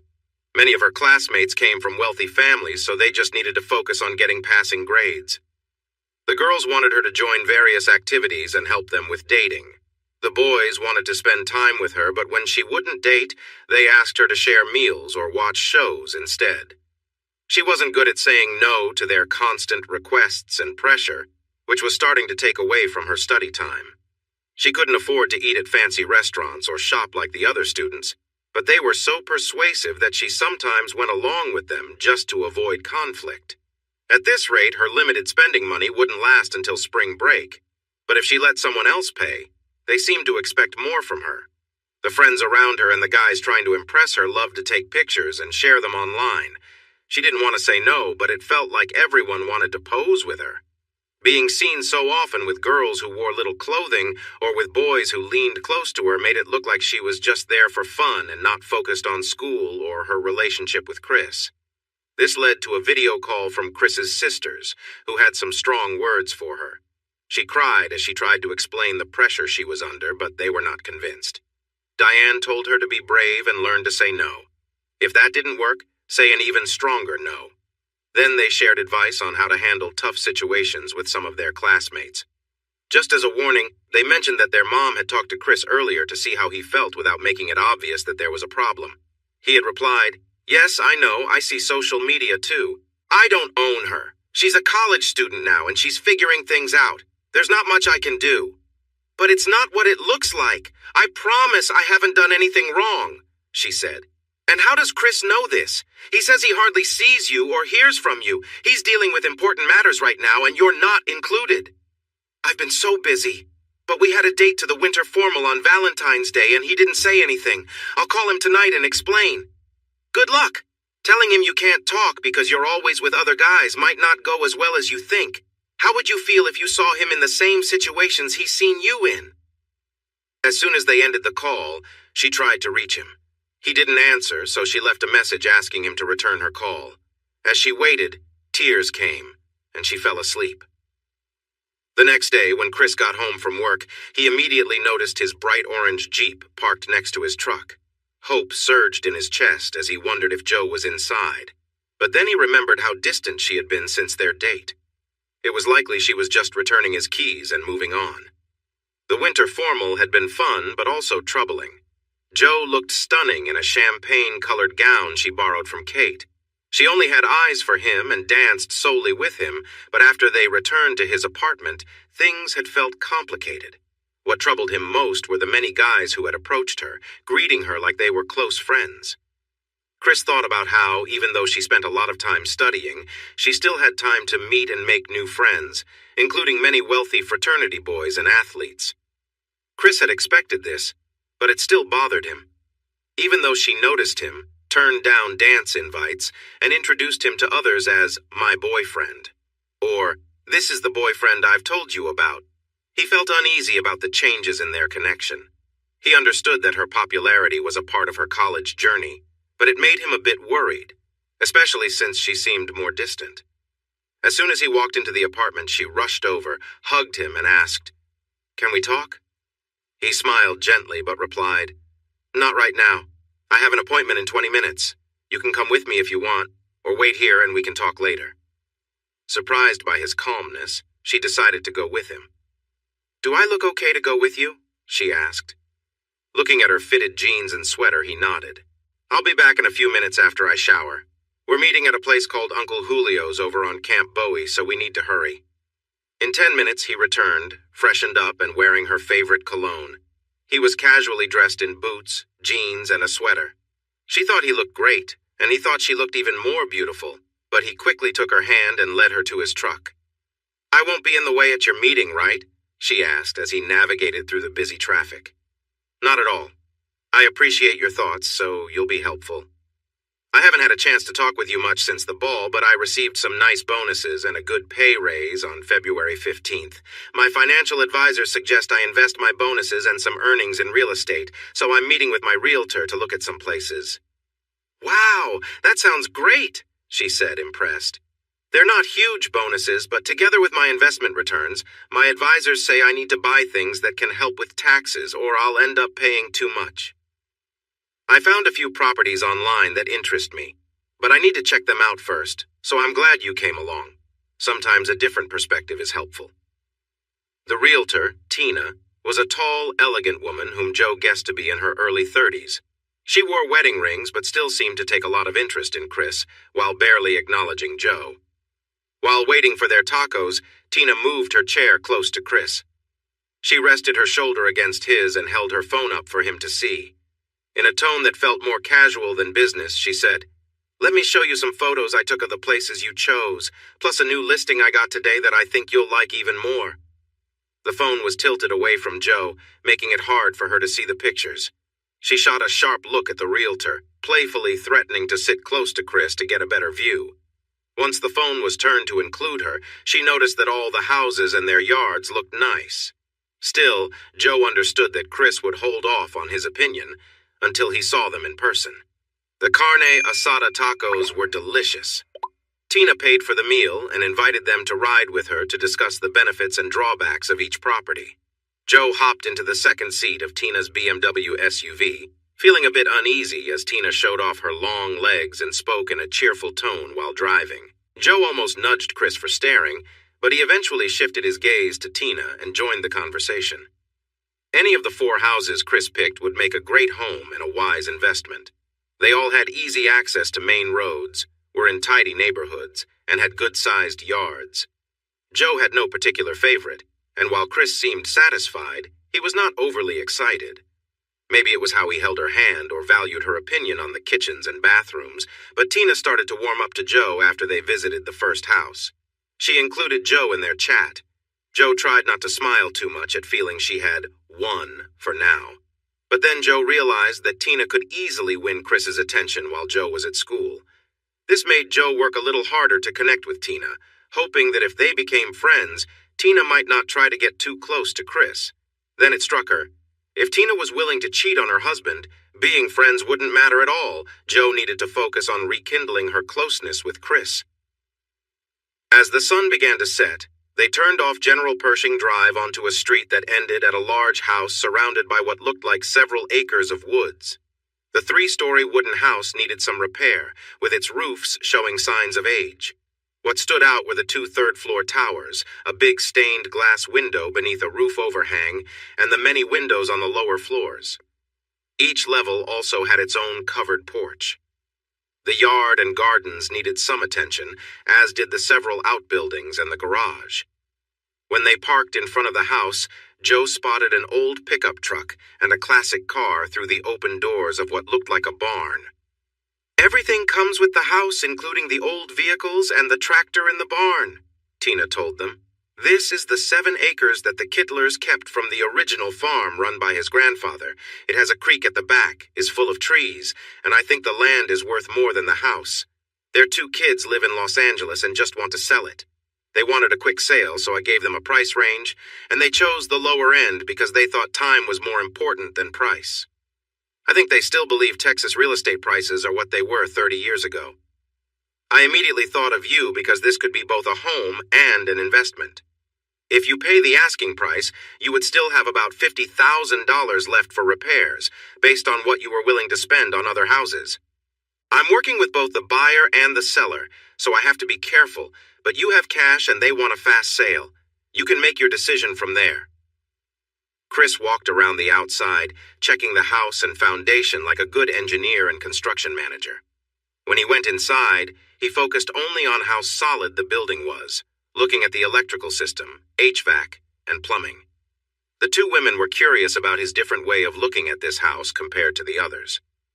After that, he returned to the front door and moved through each room on the first floor, carefully checking the floors, windows, doors, and walls. He went up the curved staircase to the second floor, studying the stairs first before examining everything up there. The staircase to the 3rd floor was straight, with beautifully carved railings. The 3rd floor had a loft bedroom with a full bathroom, while the rest was unfinished and seemed to be used for storage. Chris didn't seem let down. He was focused on the house's overall quality and potential, not how past owners had used it. They followed him back downstairs. "Where is the door to the basement?" he asked. Tina looked surprised. "I don't know, it's not in my notes." They started looking around and found the door at the end of a short hallway that had the pantry. It was dark and musty, so Chris went in alone, using his phone's flashlight. He walked down the stairs, explored a bit, opened some creaky doors, and then came back. Chris turned to Tina. $50,000 won't fix this place the way it should be, and neither will $100,000. If I offer them $38,000 less than the asking price, payable at closing, will you lower your commission by 1% on either side? If you do, I'll use you as my agent for purchasing land in Bosque County at the same rate. Tina considered his offer, while Joe looked at him in disbelief. He kept a calm face until Tina asked, "Can you tell me more about the property deal in Bosque County? I know that area a bit, but I've mostly worked in Tarrant, Johnson, and Somervell counties." "Joe, you have to promise not to tell my sisters or Mom about this, or you need to leave." She agreed to keep it quiet, so he went on. "My dad and I found a piece of land for sale near where Steel Creek meets Lake Whitney. It's in Bosque County, just east of the small town of Morgan. That's about an hour and a half from here. The spot has great access to the lake and would be a perfect place to build a vacation home on a small hill that goes down to the lake on one side and to the creek on the other. The owner is selling 160 acres, but is keeping another 160 acres next to it. We want to buy this land for a vacation home. Maybe Mom and Dad will retire there in a few years if I stay nearby and Donna goes to TCU. We've talked to the owners, an older couple. They've had the land since the 1880s and they raise cattle on it.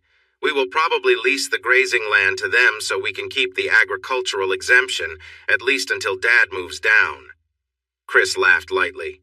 "He thinks he'd like to be a Texan with a ranch, just like the people from Tennessee who followed Davy Crockett. I just want to buy a boat and some wave runners to enjoy the lake when I have free time." Tina looked at him like he was a big opportunity. Joe looked at him with confusion. "So, Tina, what's it going to be? A quick sale and a commission, or wait to see if you can find another buyer for this place?" Tina's face lit up with excitement. "You've got a deal, Mr. Alexander. I'll need more details about the lakefront property so I can represent you well, but I'll get this signed and finalized as soon as I can. If they won't accept $38,000 less, can I come back with a counteroffer?" "Absolutely. But let me quickly write a summary of the work needed to make the place safe and livable. I can probably send it to you later tonight. Feel free to share it with them, and also mention that anyone else will likely bring in someone to check the condition of the house and estimate the repair costs. That will take quite a while, probably months. I've already done that, while other buyers might be scared off by repair costs.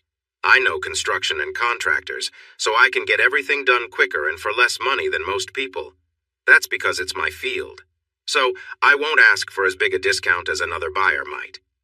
Most importantly, as you mentioned, if they sell to me, they can have the money in their account as soon as we complete the survey and title search and finish the legal paperwork. It should be within a month if they cooperate." Chris and Tina toured the property, assessing the condition of the outbuildings, barn, and garage. Chris noted that while the structures were solid, they would need some repairs and cosmetic updates. After taking a brief look around, they headed towards the creek, but as it was getting too dark, they returned to Tina's car. Chris pointed to the old buildings, explaining, "This area isn't in high demand for development, and the back section is in a floodplain, which lowers its value for developers. However, some might see it as an opportunity to build inexpensive homes on small lots. Others might just see these buildings as something to tear down." He added, "I'd prefer to restore them and turn the place into something beautiful, rather than let it go to waste. If the current owners just want to sell quickly, it might not matter to them, but I want you to know in case it does." On the way back, Tina asked for more information about another property near the lake. Chris shared details about the access roads and other features. He mentioned that the sale was being handled by the elderly owners and their lawyer, without a real estate agent, so Tina would only be representing the buyers. She requested survey information, and Chris promised to send it the next day. Joe remained quiet during the tour, but once they were driving back to the apartment, she finally spoke up. "Just how wealthy are you, Christian Michael Alexander?" Chris responded calmly. "I do all right for a 25-year-old, and my father is wealthy as well. Why? Thinking about marrying me for my money?" Joe laughed softly. "No, I've got a different reason for that," she said, her tone playful before turning more serious. "But I have to admit, you're really intense when you're doing business. I've never seen that side of you before." They reached his apartment, and as they got out of the truck, Joe asked, "So, what now? Should I head back to the dorm, or can I stay with you tonight?" Chris smiled. "If you're free, I'd love for you to stay. I wasn't sure about your other plans, or I would have asked sooner." Joe took his hand as they went inside, and they spent the evening together, enjoying each other's company in a peaceful and affectionate way, sharing the warmth of their relationship without any rush or pressure. The night was filled with gentle moments, and the two simply embraced the connection they had built over time, without needing anything more than each other's presence. "Mine," he declared, kissing her arms, shoulders, neck, and each little inch of her belly.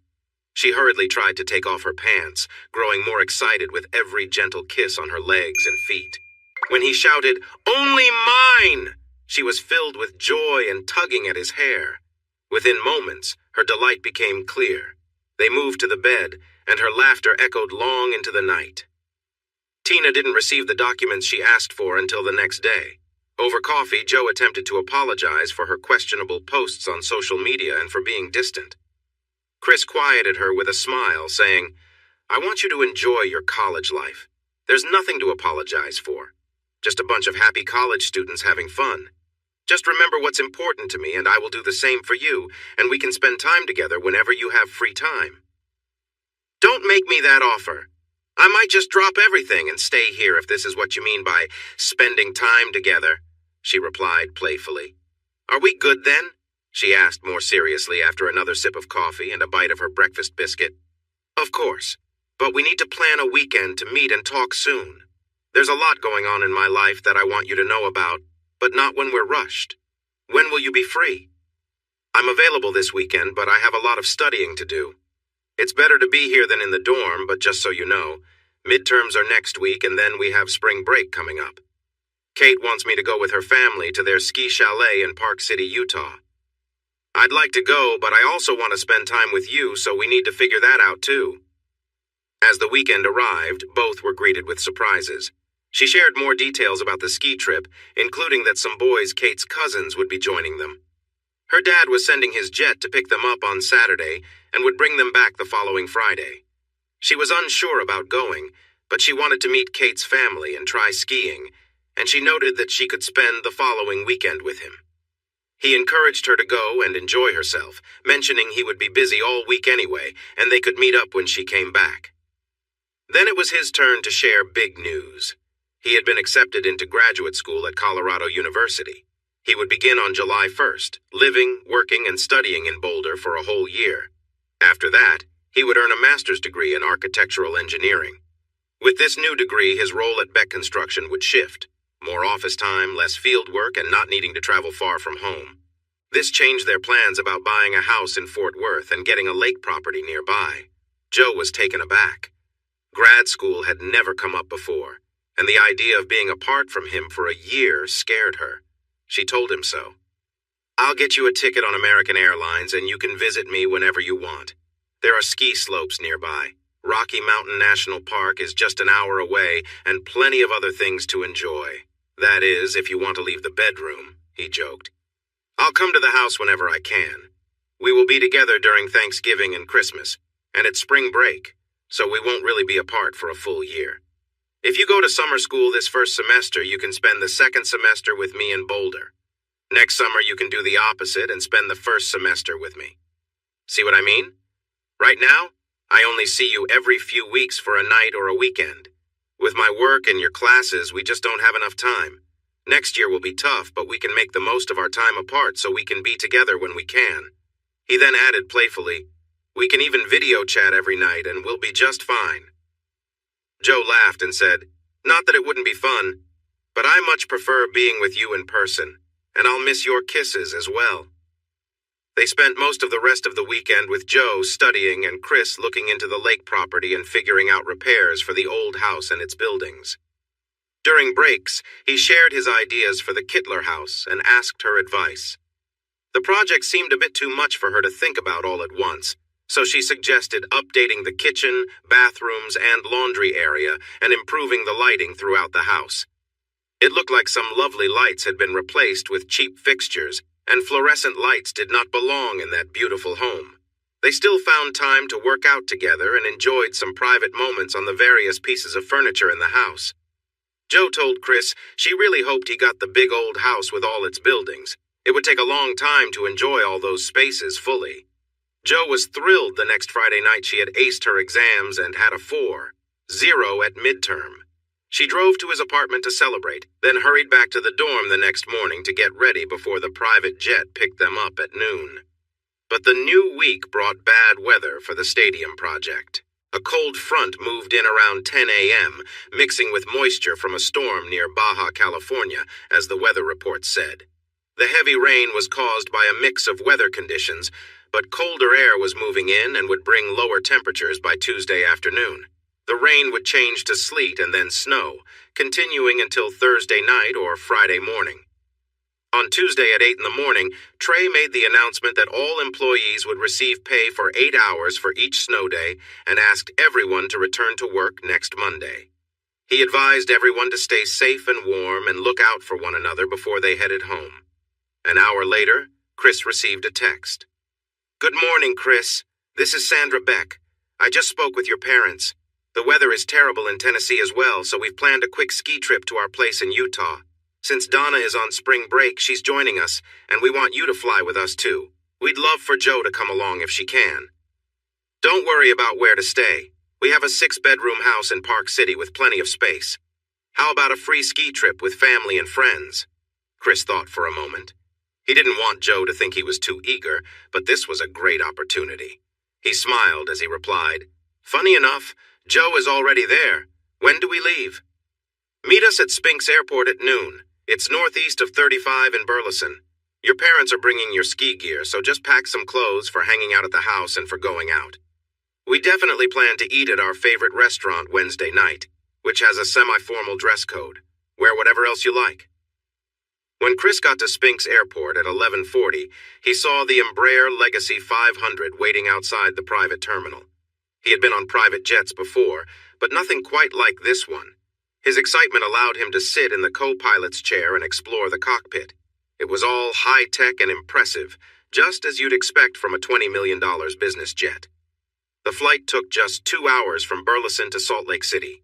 Trey asked everyone to avoid work talk, quickly shifting to the topic of graduate school. Chris said he would need to take a day off to meet with the dean of the engineering school to discuss getting credit for his experience in construction and management. The rest of the trip was filled with light conversation, including questions about Joe and what she was up to in school. A Ford WD Suburban and driver were waiting for them at the private terminal. The drive through Salt Lake City and into the mountains around Park City took about an hour, with another 15 minutes to reach their house. Fresh snow covered everything, thanks to a storm hitting Texas. The Alexanders arrived a few hours later without Diane, who was off enjoying spring break in the Caribbean with friends. They had already warmed up their 3-story Swiss-style house and were making plans to explore downtown for a meal and visit their favorite bar. Donna spent a few minutes catching up with her big brother before asking if Joe was still in town with her roommate. Chris confirmed that Joe was there until Friday, so Donna sent her a text asking for a call back. Next, Chris called Joe's phone and left a message for her to call when she finished skiing. He wanted to surprise her by showing up at Kate's parents' chalet, so he asked the Becks if they knew the Ellisons from Portland, who owned a vacation home there. They laughed and said they were acquaintances, but definitely knew them. In fact, they had gone to a New Year's Eve party at their place, which was not far away. When Joe did not answer the calls or texts, Chris decided to join the others in the Suburban for their tour of the town and a meal. At 7:30, with still no word from Joe, Donna tried calling her again. After getting no reply, she left another message. After dinner, the Becks and Alexanders wanted to go to their favorite bar, Park City Live, to enjoy some drinks and dancing. Chris seemed unsure, but his lively sister took his arm and urged him, "Come on, Chris. I'll be your date until we hear from Joe. It will be fun." Surprisingly, it was. He danced with Donna, Sandy, his mom, and the wives of 2 couples who joined them after arriving and finding their good friends at the bar. Chris tried calling Joe again and left another message. Donna then called Kate and asked her to have Joe call back, or at least to let her know what was happening, since neither was answering. Mom noticed the worried looks on her children's faces and asked what was wrong. Chris shook his head while Donna said, "We can't find Joe or Kate. Neither is answering their phone or returning messages." "Honey, are you talking about Kate Ellison and her friend Joe?"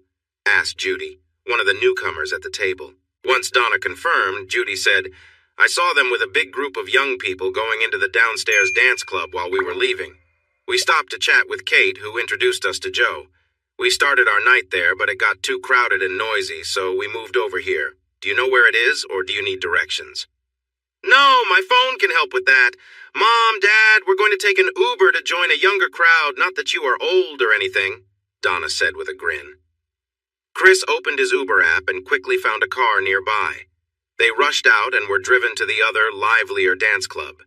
The place was so packed that moving around was tough, but Chris guided his sister through the crowd to the bar. He quickly got himself a beer and Donna a 7-Up and found a tall table that had just been emptied by a couple. Just in time, they took the seats and smiled. One of the guys nearby said, "So, since you took our chairs, can we dance with your girlfriend?" Chris laughed and replied, "She's not my girlfriend, she's my sister. If she wants to dance, just keep your hands to yourself. I'm a very protective big brother." One of the guys took Donna for a dance, and the other asked if he could sit in her spot until she got back. Chris agreed, and they started chatting. The guy's name was Sal, and he said he and his cousin were from El Paso and visited often. When Chris asked if they knew Kate Ellison, Sal answered, "Sure, she's around here somewhere, but her friend is with some troublemakers tonight. They're trying to get them drunk." Sal continued, "People around here know to avoid those guys, but I don't think Kate has been with them before. At least I haven't seen her with them." "How do you know Kate?" Chris asked. "She's a friend of a friend, the blonde you mentioned. Where are they sitting?" Chris frowned, feeling concerned. "Over there at a big table by the band. From your tone, it sounds like the blonde means a lot to you. Wait for my cousin Joey to come back and we'll go with you. They seem tough, but we can handle ourselves," Sal said with a smile. "There they are. Let's meet up with them," Chris suggested. Chris's expression and energy made it easy for them to move across the crowded space. Sal grabbed Joey and Donna and explained what was happening as they followed Chris. When they reached the table, Kate was leaning forward, surrounded by some men.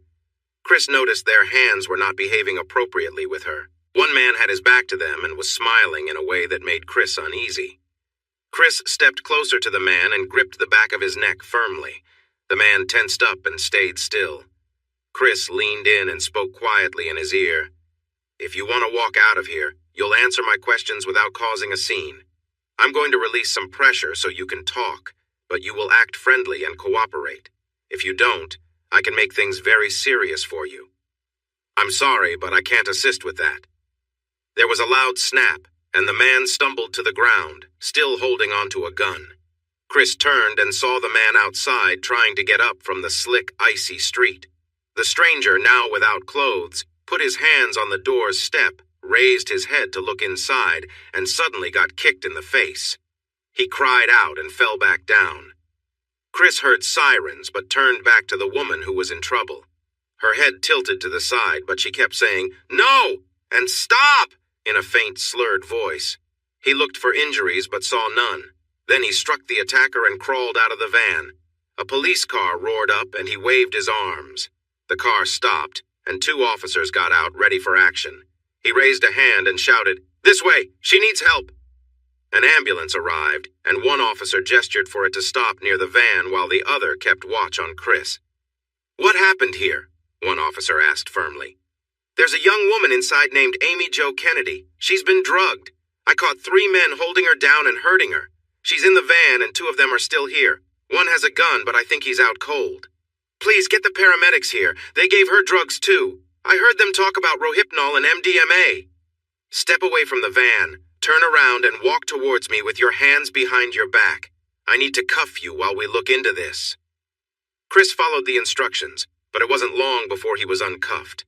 The 3 men, along with the woman, confirmed his story just by being there. The officers recorded the scene while the medics placed 1 man inside the ambulance. The female medic checked on Jo and covered her with a blanket while the male medic helped the men. They called for more ambulances right away. Another police car was parked outside the club, lights flashing. Chris heard more calls for help from that area and worried about his friend Donna. He informed the nearest officer where he was going and rushed to the club. Donna, Joey, and Sal came outside, following a stretcher. Chris shouted to them, "Are you all okay?" Donna hurried to him, saying Kate was in a bad way and was heading to the hospital. She asked if he was all right and if he found Jo. He nodded, telling her Joe was being taken to Park City Hospital and she was as out of it as Kate. Donna took out her phone to order a ride. Sal and Joey asked if they could go with them, and Donna quickly agreed. Once they got into the small SUV, she called their parents to let them know where they were headed and why. Her parents promised to inform the Ellisons and said they would meet them at the hospital. Chris sat quietly up front, thinking about what he saw when he opened the van door and what he did afterward. He didn't feel sorry for what he had done. He knew that he had hurt all 3 people and maybe even caused serious harm to the one with the weapon. To him, it was clear. When you act that way, you should expect serious consequences. They were caught, and now they faced those consequences. His main worry was for Joe, and also for Kate. After a few minutes, he turned around. "I assume you all took care of the others?" Donna chuckled, and Sal replied, "Yeah, they might think they're tough, but not around here. They were also very high, so they were easy to handle. If the bouncers hadn't stepped in, we would have taken care of them even more right there." "Chris, Sal sent the loudmouth to the hospital to fix his teeth, and Joey kicked the other one in the face. He'll need surgery, too. The one you grabbed just sat there crying. Even when the police put him in handcuffs, he complained about his shoulder." "What did you do to him?" Joey asked. "I've never seen that before." "It was risky. I could have really hurt him, so let's leave it at that. How is Kate?" Joe was almost unresponsive. She kept saying no and stop, but she was very close to being hurt badly. Joey added, "The first EMT who checked on Kate thought she might have had an overdose, so she called the hospital to get ready. Kate was almost unresponsive too, like you saw." The driver pulled into the hospital, and that ended their talk. They waited in the emergency room until a nurse came to ask if any family members were there with information for the 2 young women. Chris said he had the information for Joe, and Kate's parents were on their way. The nurse took him with her. The Ellisons arrived 8 minutes later, along with the Becks and Alexanders. Donna told the Ellisons the hospital needed personal and insurance information for Kate, and they went to the nurses' station. "What in the world happened?" Deborah asked as they gathered around Donna, Sal, and Joey. "We don't know much, Mom. As you know, we went to the dance club to find Joe." It was busy, but Chris found an empty table for us just in time. "By the way, this is Sal, and this is Joey.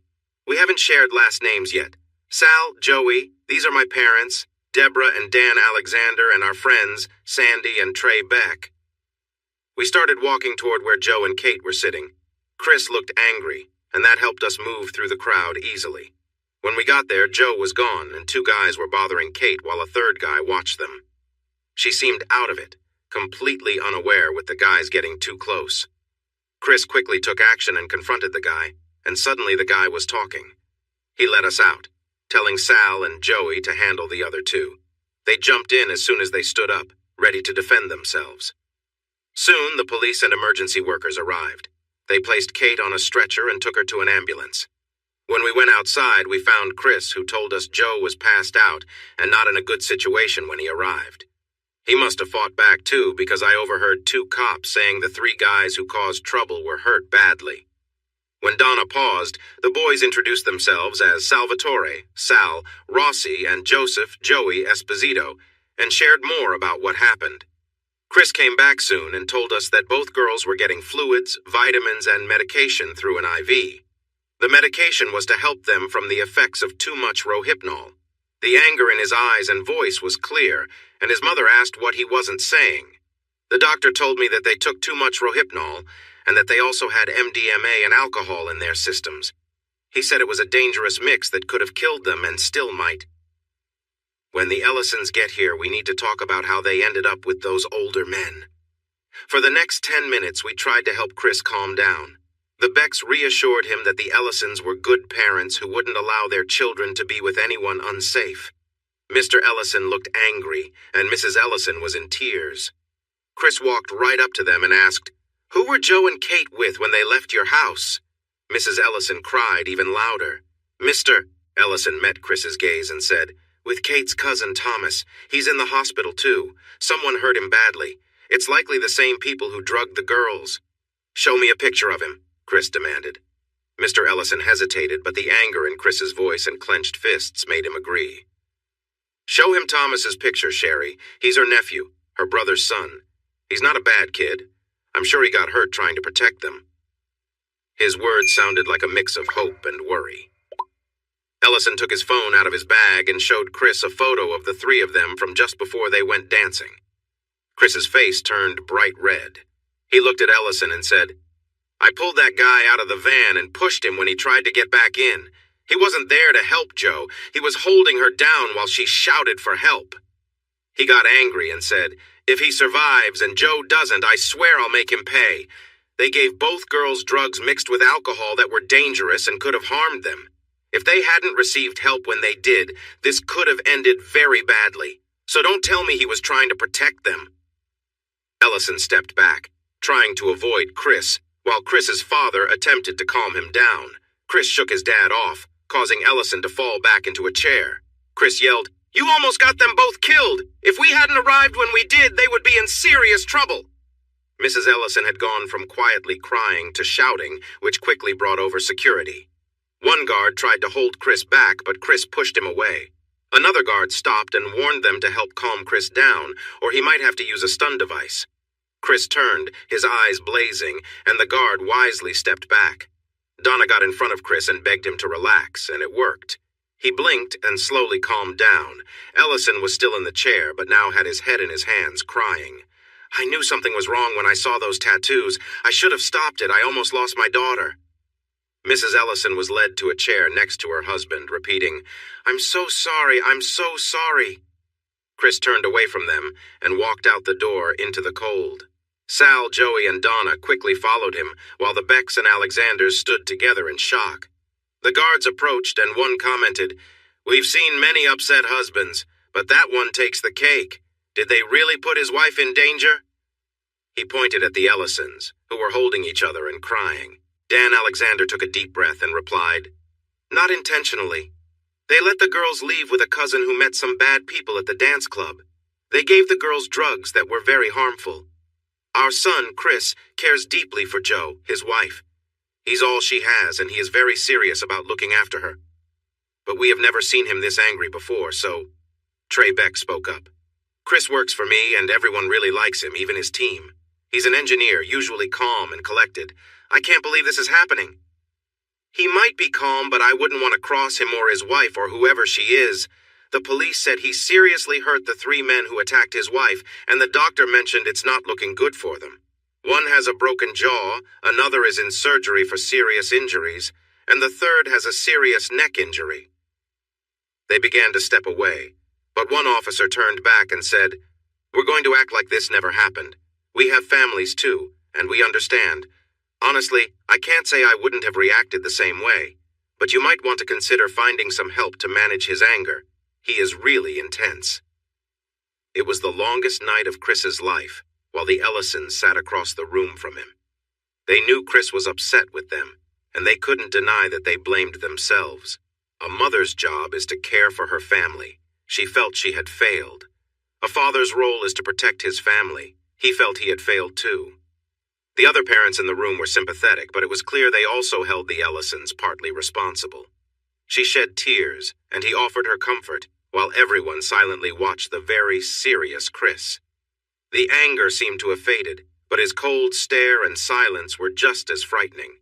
Everyone hoped for Jo and Kate to pull through, and for Chris if the worst came to pass. At midnight, a doctor finally came out to share the news. Both girls had taken too much Rohypnol along with MDMA, which is also called ecstasy and alcohol. This combination can lead to deep sleep and loss of consciousness, and can be very dangerous for heart rate and breathing. Adding MDMA makes those problems even worse, and can cause heart issues. When Deborah directly asked him, he admitted that such a mix can sometimes be fatal. Chris bluntly asked if the girls were going to survive.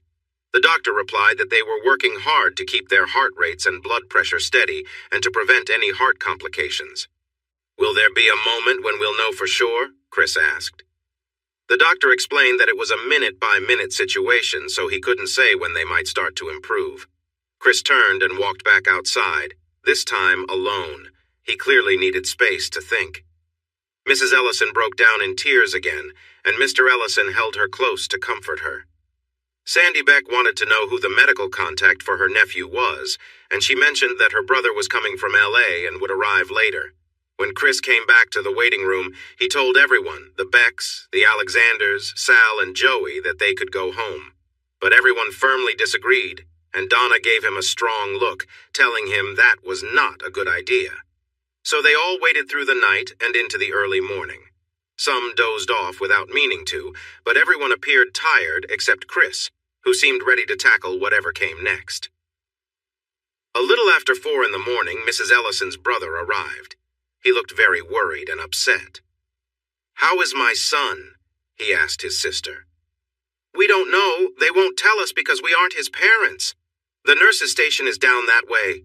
You should ask them," she replied. "Did they catch the person responsible for this?" he demanded angrily.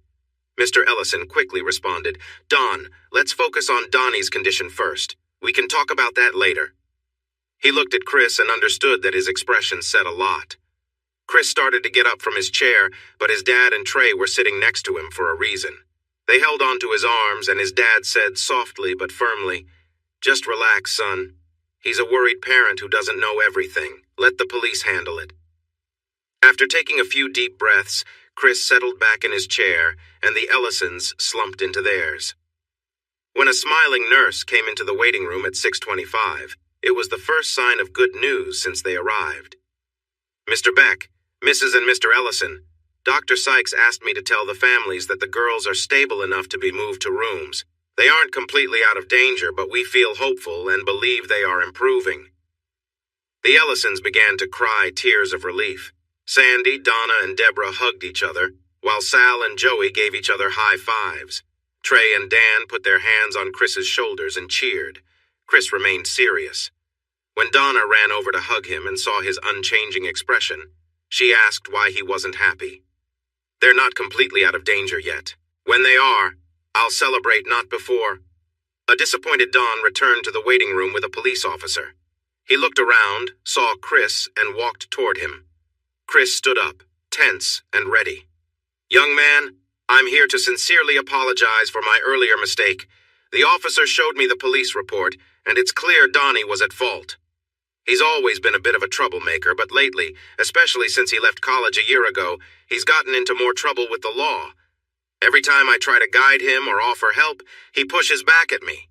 I told my sister that when he said he was coming to stay with them, I hoped being around someone like Kate, who is doing well, would help him change.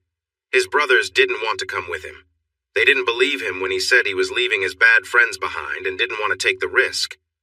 I feel like I should have told my sister everything about him before he went there. I truly regret how he treated your wife and his cousin, and I'm sorry for their pain. I hope one day you can forgive me." Chris looked directly at him during the apology and said calmly, "Looking back, I wish I had stopped her from coming without me. I'm sorry for what happened to your son. It wasn't meant to hurt him. He seemed dangerous, and I thought pulling him from the van would help. When he tried to get back inside just moments after another person threatened me, I didn't have many options left. I had to act quickly to protect myself. If he had stayed outside, I wouldn't have done anything more. Will he be okay? They say he will survive, but he will need several surgeries. The police are confident they have strong evidence against him, and they expect the district attorney to pursue charges. My lawyer is coming here to help him work out a deal if he tells the truth about what happened.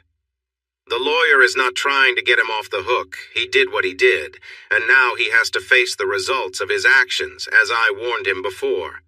The lawyer's purpose is to make sure he gets the medical and mental help he needs before the trial and after he serves time. I hope one day he can turn his life around and return to our family as the person we hoped he would be." Chris nodded and said, "I don't think you need to apologize to me. I understand you feel responsible, but he's an adult. He made his own choices. You and Kate's parents can reflect on what could have been done, but that won't change the pain the girls have already gone through. Maybe the best we can do now is pray for all three of them." The Ellisons started crying again, but this time it was a relief seeing Chris accept the apology and try to help. A little while later, the good news arrived when the nurse came back and said that Joe's husband and Kate's parents could visit the girls in their new rooms. Donna quickly asked if she, Joe's sister-in-law, could come in too. The nurse smiled and replied, "Let's just keep it to her husband for now, maybe later." In the end, no one lost their life, but 5 out of the 6 involved had serious injuries that needed surgery. The 6th person suffered from long-lasting nerve pain at the base of his neck. Joe was awake when Chris came into the room. Though she looked sleepy and a bit lost, she recognized him and called his name, reaching out with her arms. An IV line hung from her, and her excitement made the heart rate alarm beep. The nurse just smiled and turned it off when she saw Joe's happy reaction. Chris leaned closer and gently hugged her. He asked softly, "How are you feeling?" She answered, "Much better now that I see you. What are you doing here?" The nurse had told Chris that Joe might not remember much about the previous night because of the medicine she received. He explained, "It's a longer story. Let's just say I came to see you. I wasn't following you. I came with the Becks, my parents, and Donna. They are all eager to see you, especially Donna." He continued, "We spent the night in the ER waiting area, but they moved us here when you got transferred. You can let us know when you're ready to see others and who you want to see first. We don't want to tire you out." Joe asked if he could stay, and he replied that he hadn't asked but planned to stay until someone told him to leave. She smiled and hugged him tighter. A little later, she invited him to sit on her bed, and she wanted to hear the longer story. He said he would tell her when the doctor allowed it, then changed the topic to the Ellisons, their plane, and skiing. Joe sometimes struggled to find the right words, which frustrated her. But as she talked about the flight, the Ellisons' home, and how it felt to learn and enjoy skiing, Chris noticed she became more expressive and lively. He thought that was a good sign, and encouraged her to keep sharing. Soon, nurses came to take Joe for some tests, saying she would be back in about an hour, and they suggested Chris grab breakfast during that time. He went back to the waiting area, gathered everyone, and told them he would share what he knew if they joined him for breakfast in the hospital cafeteria. They happily agreed, and he entertained them with Joe's stories over a good meal. Then the Ellisons and Joe's brother Don came in. They saw the larger group and quickly moved to another table across the room. Chris stood up and walked over to them, and everyone at his table held their breath until they heard him ask about Kate with concern in his voice. The relief on the Ellisons' faces was clear as they took turns sharing the good news about Kate. He then turned to Don Standard and asked about his son. Don shrugged and said his son was sleeping a lot, but the doctor mentioned that was normal and a good sign. Chris thanked him for the update and started to walk away. "Chris, how is Joe?" Mrs. Ellison asked. He shared a quick update on what he knew, thanked them for asking, and went back to his group. The Ellisons and Don talked, glancing at Chris from time to time. Finally, the nurse came back with a smile. "Mrs. Alexander is in her room. 2 of you can visit at a time, but try not to tire her out. She is still weak." Before Chris could say anything, his sister and mother rushed past the nurse towards Joe's room. Donna smiled and winked over her shoulder. "We won't be long," she promised. They didn't return for about 30 minutes.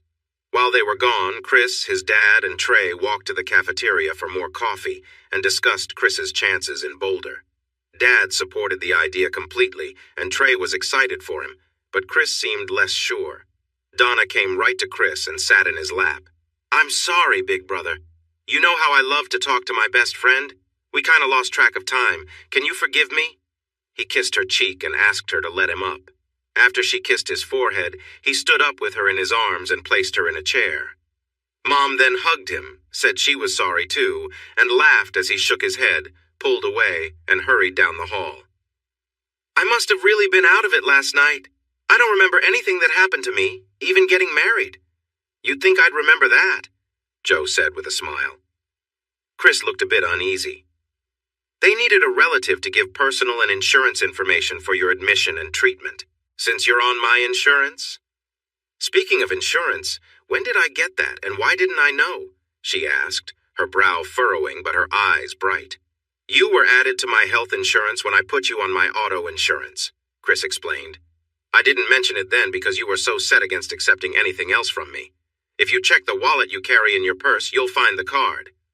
"Come here. I owe you a hug," she said. After a warm hug, she let go and said, "So, Sir Galahad, tell me more about your latest adventure. Donna and Deborah told me what they know, but they don't know what happened in the van." Joe, how about I give you a quick summary? I opened the sliding door to the van, found 3 men near you, and worked to get them under control. No way there's more to it than that. Tell me everything. He sighed. That's about it, except that you were in a difficult situation, and one of them was trying to take advantage of you. You were hardly aware, but you were still telling them to stop.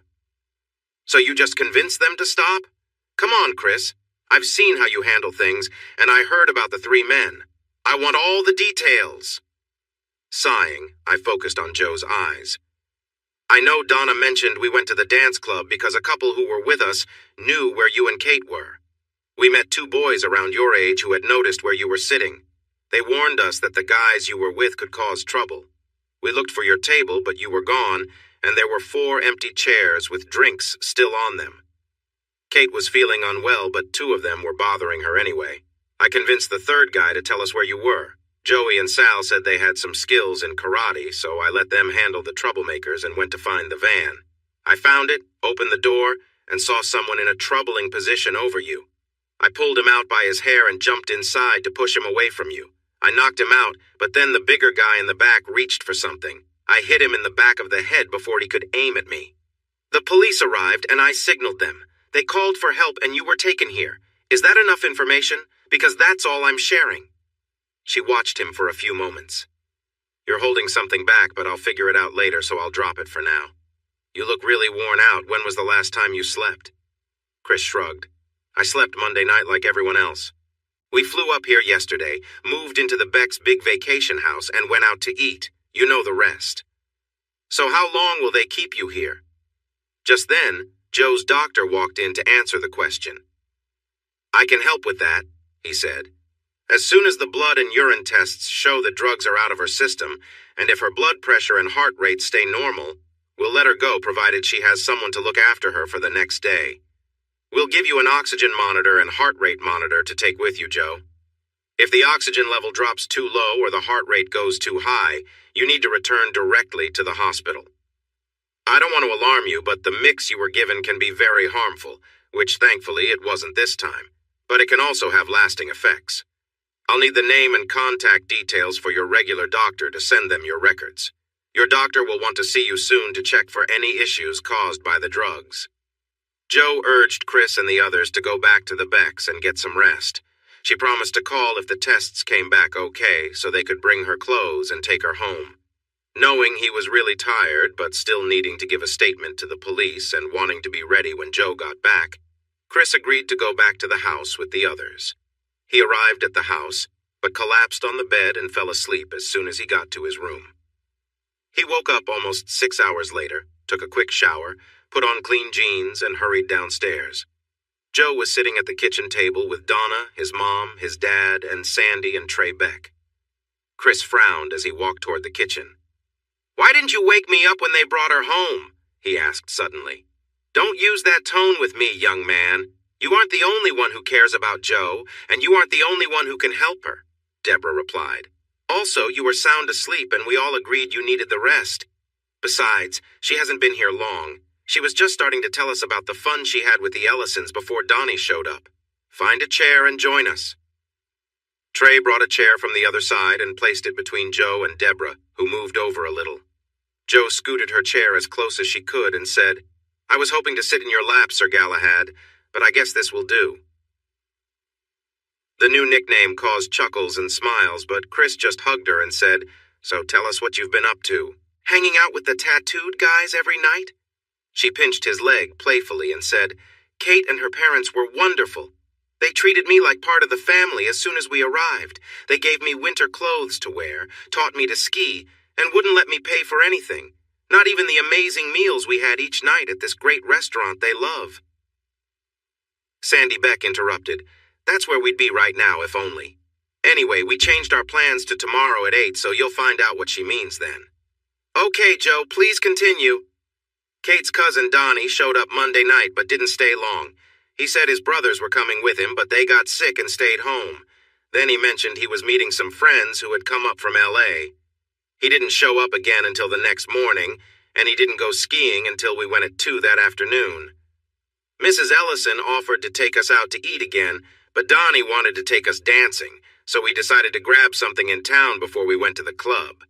I didn't like the way he looked at me when we were introduced, but Kate told me they had always been close, so I didn't worry too much. We grabbed a burger and then waited outside the club for Donnie's friends. Kate and I were both a bit nervous after we saw them, but they were polite and nice, so we relaxed. After all, we were going to be in a busy dance club. What could happen? Ha! Anyway, one of them arrived early and secured a big table so we could all sit together. I was drinking 7-Up and Kate had some kind of wine cooler. She encouraged me to try it and ordered one for me. Then the music started and LaMarcus took my hand shouting, "Let's dance!" Donnie took Kate's hand and we all joined together, putting our hands in the air and dancing to the song. After a few upbeat songs, we returned to our table to find wine coolers waiting for us. We were thirsty from dancing, so we drank them quickly. I should have been cautious, but Kate said they weren't very strong, so I thought they were like the wine spritzers Sandy let me taste. When I started feeling a bit dizzy later, I thought maybe they were stronger than I realized and decided to stop drinking. Then a classic rock song came on that everyone loved, so all 6 guys danced with Kate and me. It was enjoyable, and I began to feel really happy and excited. We continued dancing to a few more songs until a slow song played and I returned to the table. Fast dancing was fun, but I wasn't comfortable slow dancing with the guys. Luke went to get us more drinks, but another classic song came on, so we all went back to the dance floor. When we came back, new drinks were waiting for us.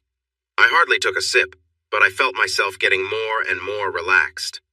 I know we danced a lot after that, but I started feeling strange, like the music was vibrating inside me. My skin felt overly sensitive, and I had trouble thinking clearly, so they called us lightweights and helped Kate and me back to the table. They insisted we sit down and finish our drinks to cool off. I knew I probably shouldn't, but I did and couldn't recall why. I vaguely remember Luke saying something in my ear, but then I felt unwell, and they took me outside for fresh air or something. After that, I don't remember much, but it felt like I was dreaming.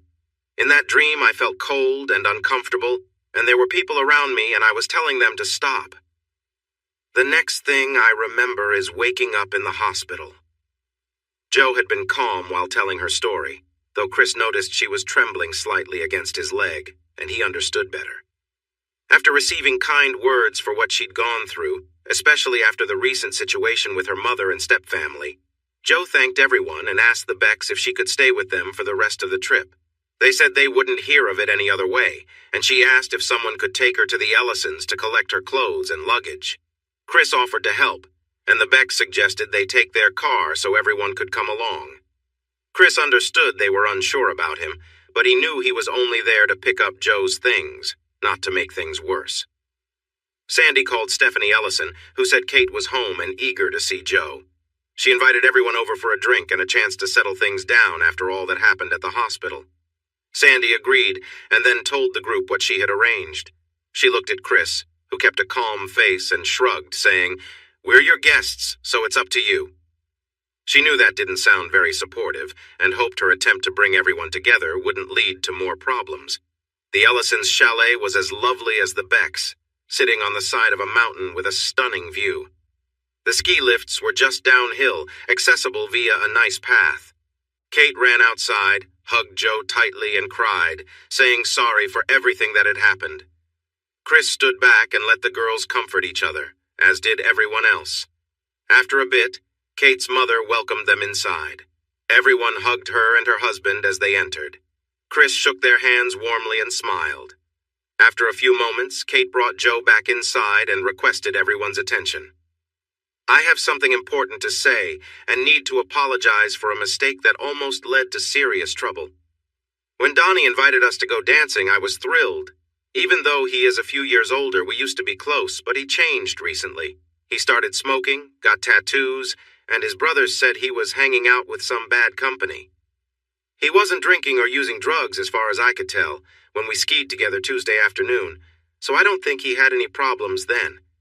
Anyway, my parents wanted us to go with them, but I convinced them to let us go to the dance with Donnie. I promised to avoid drinking too much and call for a ride if he caused any issues. The trip to the dance club in his new van was great, and we were having fun waiting for some friends he mentioned. They turned out to be more than just a couple of people. They were polite and seemed nice, so we agreed to go inside with them. As soon as they showed up, Donnie changed, and not for the better. I think something was added to our first drinks, and I'm sure our second and third drinks had something too. I don't drink often, but those drinks made me feel extremely dizzy quite fast. Jo doesn't drink, and she ended up feeling even worse with just 2 cooler drinks and a soda. I remember being too tipsy to dance, so we returned to our table, and I don't recall much after that. Chris, I know you blame my parents for letting us go with those older men, but honestly, I just wanted to be close to my cousin again. We really didn't expect to meet those men, and you know Jo and I aren't the type to hang out with people like that. Chris looked at her, then at her parents, and then back at her. I was wrong to accuse them the way I did, and I'm sorry for how I acted that night. Mr. Ellison stepped forward and shook his head. No, Chris, you don't need to apologize for what happened. First, you were right. If we were going to let the girls go with Donnie, especially after his dad warned us about him, we should have gone with them or at least checked on them. Second, both girls were in serious trouble, and you had just gone through a tough situation when they were in danger. I foolishly assumed that Donnie was trying to help. When we showed you his picture and you identified him as someone involved, Stephanie and I were shocked and heartbroken. Since then, we've thought about how you must have felt, and we understand why you were so upset.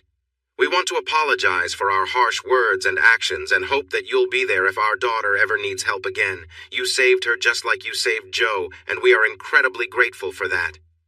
If you can forgive us, we'd like to do anything we can to make it up to you, Jo, and your family. Sir, you don't owe me anything, but if you can forgive my actions, it would mean a lot to me. Mrs. Ellison, I'm really sorry for hurting you like I did.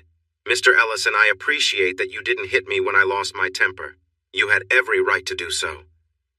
Mrs. Ellison stepped toward him with her arms open and asked for a hug. He agreed, and she smiled up at him. Thank you, Chris, for rescuing our girls from our mistake. Mr. Ellison stood just behind her, smiled, and joked. I have a feeling I'd be in the hospital if I had hit you, but I appreciate your words. Thank you for bringing our daughter back to us. We're happy to trust her with you any time. Just knowing you're in Fort Worth makes us feel better about her going to TCU. Chris felt a bit shy about being called a hero, but he was glad to leave the bad feelings behind. He knew that Kate's intentions were innocent, so he held out his arm toward her. She ran to him and joined her mom in giving him a warm hug and thanking him. After they finished, Stephanie turned to Deborah and said, I don't know what you feed him, but he's as strong as a very tough rock. Oh my goodness! She waved her hand in front of her face, trying to feel cooler, and all the women laughed with her. You should dance with him, Stephanie. He moves effortlessly on the dance floor. I feel so light when he takes charge. I would love to try that, and I want to treat all of you to dinner at our favorite restaurant, and then a night of dancing at a quieter club tomorrow. It's on us. Can you all make it? Jo and Kate whispered and smiled. Then Kate said, We'll go, but only if one of those charming guys will watch our drinks while we dance. Donna put her hands on her hips and said, I'll only come if you invite Joey and Sal, the 2 friends from Tuesday night who helped Kate. Joey and Sal felt shy about being called heroes, but they happily accepted friendly kisses and firm handshakes from the women and men. They shared warm hugs with Chris and patted each other on the back, calling each other tough guys. Everyone enjoyed the moment and knew it was true. The next morning, they skied for an hour and a half, had lunch, rested, and then went for another short ski run, being careful not to push Jo and Kate too hard. That night, after a lovely dinner, Chris danced with Stephanie and the other ladies. They mostly played ballroom music, so Joey and Sal needed some help learning to dance, but they were quick learners. Chris noticed Trey talking to the band leader during a break, but he didn't think much of it. The band sounded great, and he wanted to tell them that soon. When Trey returned, he whispered something to the 6 parents, who all looked at Chris. What was going on? Now, we are going to play a special request, and it's for 2 fantastic dancers. Jo and Chris, will you please join us on the dance floor? Feel free to join them if you want, but trust me, you won't want to miss this show. As Jo and Chris stepped onto the empty dance floor, the band started playing La Comparsita, one of the best tango songs ever. Jo smiled at Chris. Ready to impress them? Chris smiled back. They are in for a treat. especially with that outfit you're wearing." She blushed and joked, "Knowing Kate, she's probably streaming this live for everyone to see when we get back to the table." They moved on to the dance floor perfectly in sync with the music and put on an exciting performance. They received a standing ovation and cheers for an encore. The band leader raised his hands and Chris asked Joe what they should do next, shouting, "Cha-cha!" That brought more cheers, and they heard Trey yell, "Jitterbug!" to the band leader. They danced for a while, then invited others to join them. Soon the dance floor was full and as lively as the other dance hall had been. Chris and Joe slipped back to their table to grab their drinks. Dan, who was in charge of overseeing the drinks, cheerfully said to them, "You two are a great pair on the dance floor. That was a lovely mix of rhythm and fun, and I mean that in a good way." Everyone laughed, raised their glasses in a toast, and watched the others enjoy dancing. No one said anything when Joe went upstairs with Chris, but they shared smiles. Meanwhile, the women were busy preparing breakfast and asked the men to wait in another room until it was ready. Chris, Trey, and Dan quietly enjoyed their coffee while looking at the beautiful mountain view through the big window. Dan then asked Chris quietly, "How old am I, son?" Chris frowned slightly and responded, "You're 51, Dad. Is your memory not as sharp as it used to be?" Dan nodded, took another sip, and asked, "How old is your mom?" Chris replied, "She turned 44 on November 1st, Dad. Do you need a reminder or some puzzles to help you out?" Ignoring him, Dan turned to Trey. "So, Trey, how much older am I than Deborah?" With a serious look, Trey answered, "About 7 years, Dan. Did you know I'm 6 years older than Sandy? Sure, she looks younger, but most people don't realize or they think she's my younger partner." They both took sips of their coffee, looking innocent, but Chris just thought for a moment. "Okay, I understand, but she's only 18. Your mom was 19 when we got married, Chris. Trey? Sandy was 20, just barely." They turned back to Chris. "Well, oh no, you're spoiling my big plan." They all smiled and continued sipping their coffee in silence. After a delicious breakfast, they agreed to stay another day to make up for the time lost. Kate and Joe's health had stabilized, and it had been 24 hours since their release. They put on their ski gear and went over to the Ellisons to join them for a morning run. Kate, Donna, and Joe skied together on the easier slopes, while Sandy, Stephanie, and Deborah did the same. Sal and Joey were good skiers but stayed close to Donna and Kate. Dan and Trey mostly skied on the more challenging trails but did some easier runs with the women. Ed Ellison joined Chris on the toughest slopes. Ed was a more refined skier, while Chris was stronger and more athletic, and they helped each other out. At the scheduled time, everyone gathered at the bottom of the mountain, waiting for Ed and Chris to come down from the top, where the hardest trails were. They thought the two men would come down the easier trail to their right, not directly from the steep mountain in front of them. And then, "Oh my gosh, Mom! Is that Dad and Chris?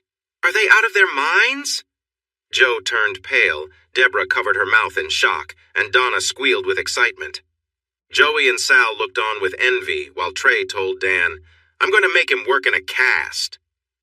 A few moments later, they jumped off a cliff, falling almost straight down before landing and gliding toward the trees far below. Ed led the way at first, but Chris whizzed past him, skillfully navigating through the soft snow at the cliff's base. They skied through the trees, stopping in a puff of snow near the others, leaving their poles dangling, and high-fived each other. "That was awesome!" Ed shouted. "I've always wanted to try that. Thanks for encouraging me." Chris was laughing and celebrating with Ed when a girl approached him, looking very upset. "You can't ever do something like that again, Christian," she said firmly. "I thought you might hurt yourself." Stephanie walked over to Ed, holding her ski pole like it was a bat. She pretended to scold him for his reckless behavior. Donna jumped up and kissed Chris's cheek. "That was amazing, big bro. Kate and I recorded the whole thing. We'll watch it on the big screen TV at home." Joey and Sal came over, cheering and raising their hands for high fives. Dan and Trey shook their heads playfully but gave the two men thumbs up and winks. Deborah joined Joe and added her own worried comments, pointing at her smiling son. He took a big step forward, wrapped his arms around them, and reassured them, "I'm fine. What's all the fuss? It's a marked trail. People ski here all the time."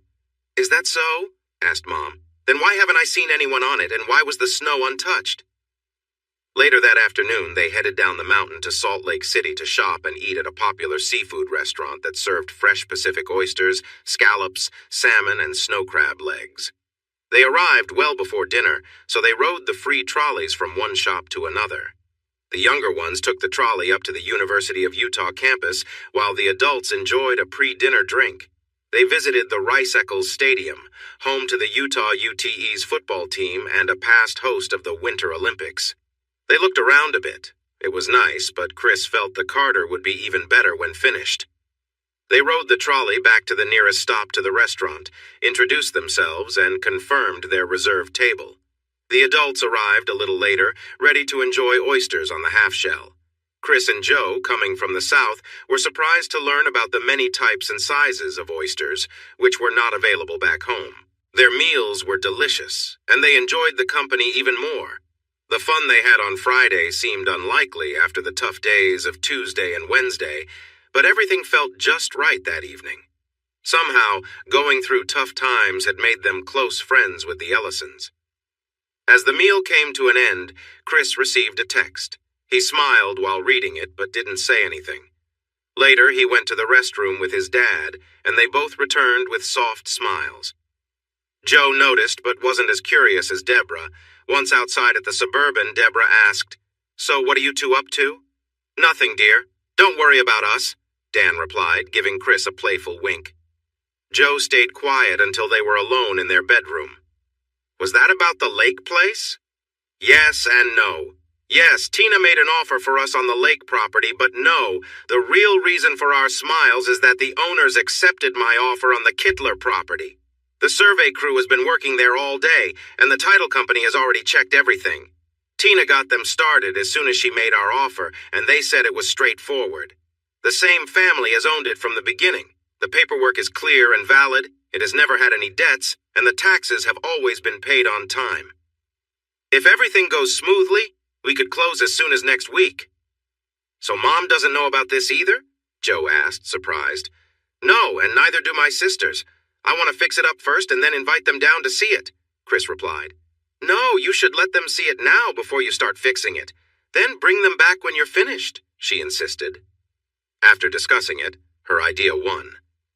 Chris went back downstairs and found Trey Beck and his dad having a drink and talking about their trips home tomorrow.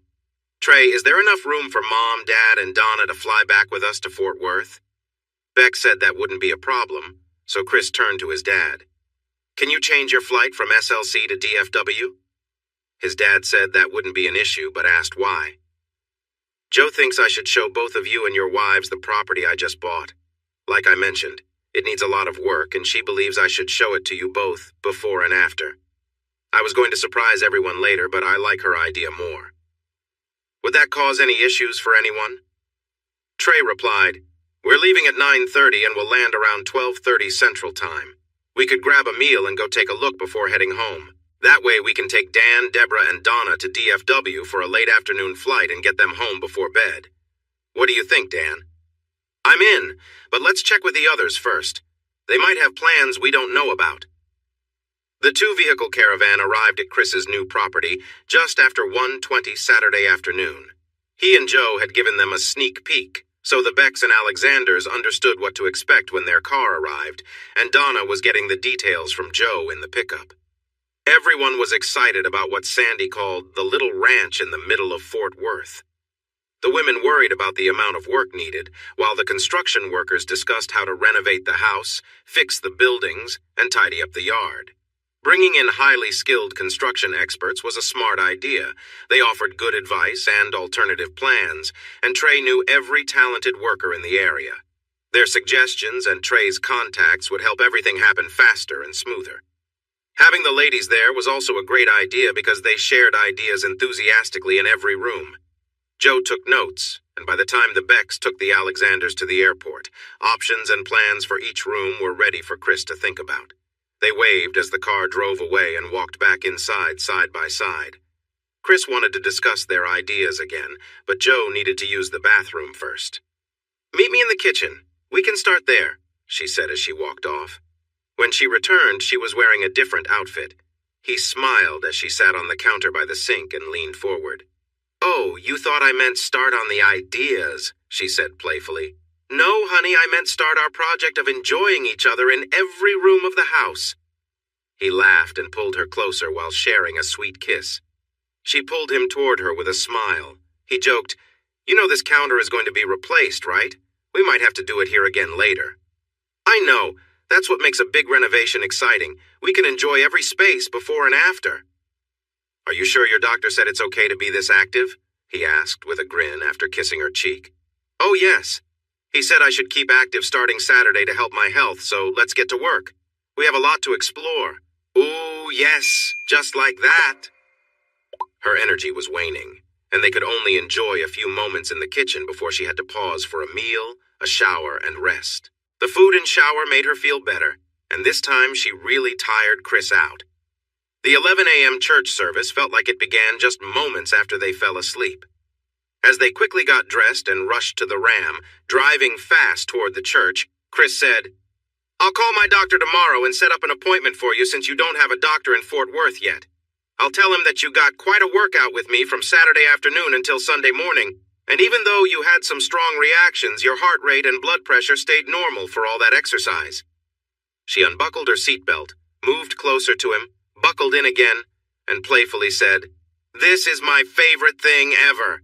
The doctor won't believe how happy I feel every time you make me feel good. Being with you is way more fun than drinking or using drugs, and I don't even have a hangover, although I am a little tired."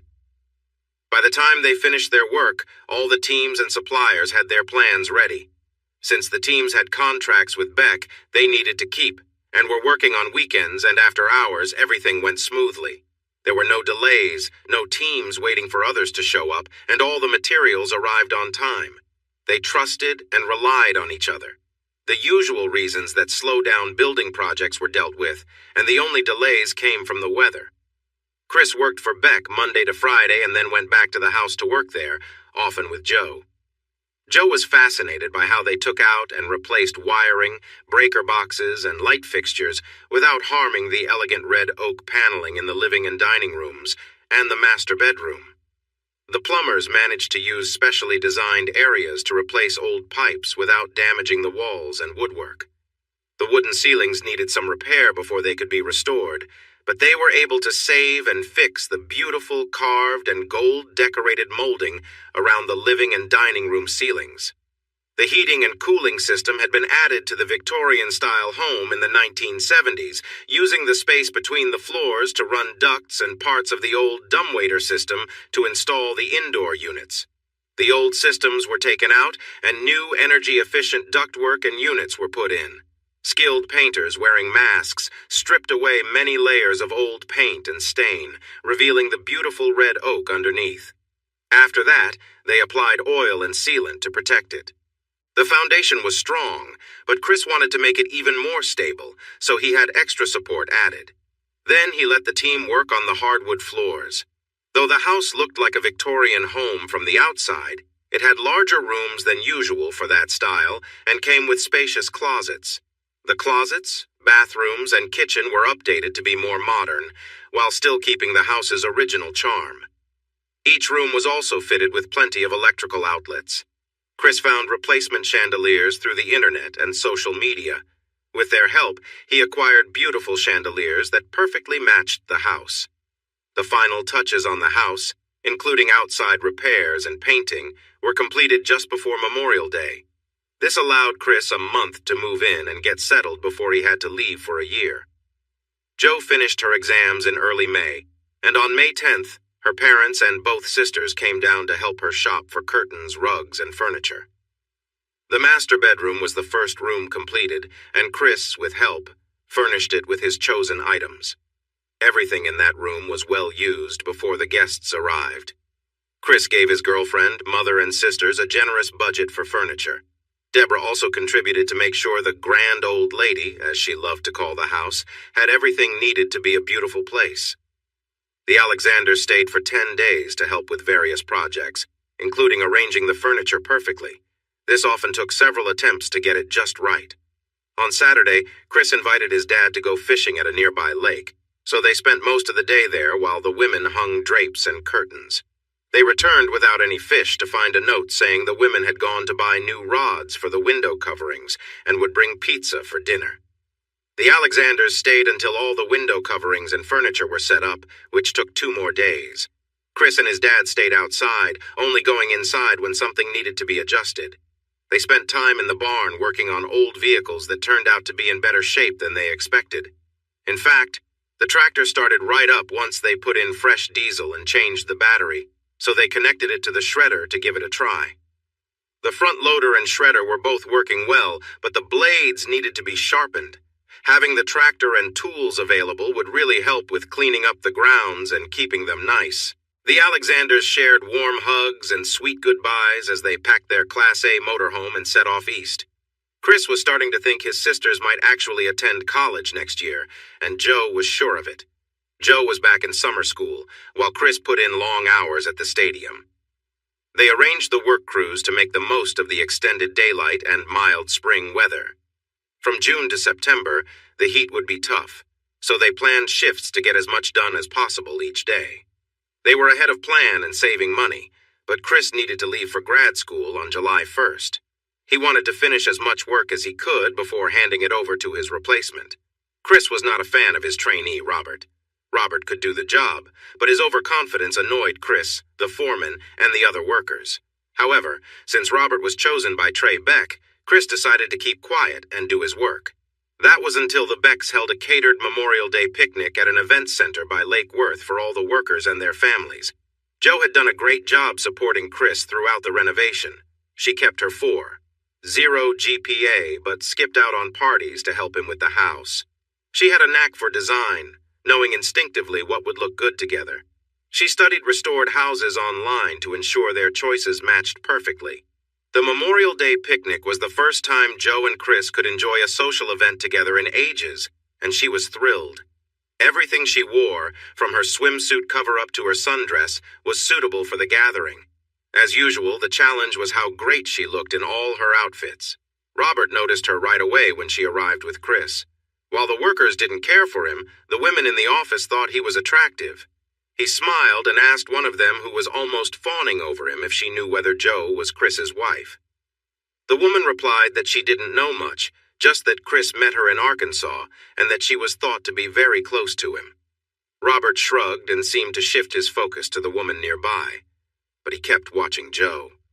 He felt a strong desire to get to know her better, and he planned to make his move that night. Unbeknownst to Robert, Chris didn't like him much, especially when it came to Joe. If Robert had known better, he might not have tried so hard to impress Joe while she was in the swimming pool, and Chris was chatting with some important people, including the owner. At first, Joe was nice to him, but she stepped back when he moved from friendly flirting to more forward behavior. When he didn't stop, she got out of the pool, put on her cover-up, and went to sit with the owner's wife. Robert then realized he needed to think differently about Joe and change his approach. He got out of the pool, put on a t-shirt and sandals, grabbed a beer, and wandered around until he found Sandy Beck and Joe sitting on chairs. He asked if he could join them, and Mrs. Beck welcomed him. She introduced herself and Joe and started asking him questions. He was happy to share about himself, excitedly talking about his achievements as a high school and college athlete, his academic success, and his work at a smaller company. He hinted at his charm when Sandy asked about his relationship status. Smiling at Joe, he said, "No, I'm not married at the moment. I believe some men are meant to bring joy to women, and that's who I am." Sandy then asked him to grab Joe a cold drink and herself a wine cooler. He eagerly agreed, seeing it as a chance to show off his fit physique, and he jogged off to fetch their drinks. He thought this would be easier than expected. Joe seemed to enjoy listening to him. Once he was out of earshot, Sandy said, "He really thinks a lot of himself, doesn't he?" "If you mean he's a bit full of nonsense, then yes, I completely agree," Joe replied, and she told Sandy about how he acted in the pool. Sandy laughed and said, "Someone should probably let him know Chris doesn't like it when guys flirt with you, but it could make the party more interesting. From what I hear, he's not the favorite among the guys, so if Chris steps in, it might just add to the story." Joe didn't like the idea of Chris getting into a fight with Robert, who was strong and had a sports background. What if Chris got hurt? As soon as Robert returned with the drinks, Jo excused herself and walked straight over to Chris, giving him a warm greeting. Sandy saw Robert's surprised look and quietly laughed to herself. She didn't really want to fight, but watching Robert get put in his place would be entertaining. Trey told Sandy that he was the spoiled son of a fraternity brother looking for a fresh start away from California, so he was hired on a trial basis. Sandy doubted that the trial would work out. Trey had strong feelings about people who got involved with others who were married, and office gossip suggested that was Robert's main focus. Jo convinced Chris to go swimming, and they played around in the water like close friends do. After that, they changed into shorts and t-shirts to join some workers and their spouses for horseshoes and cornhole.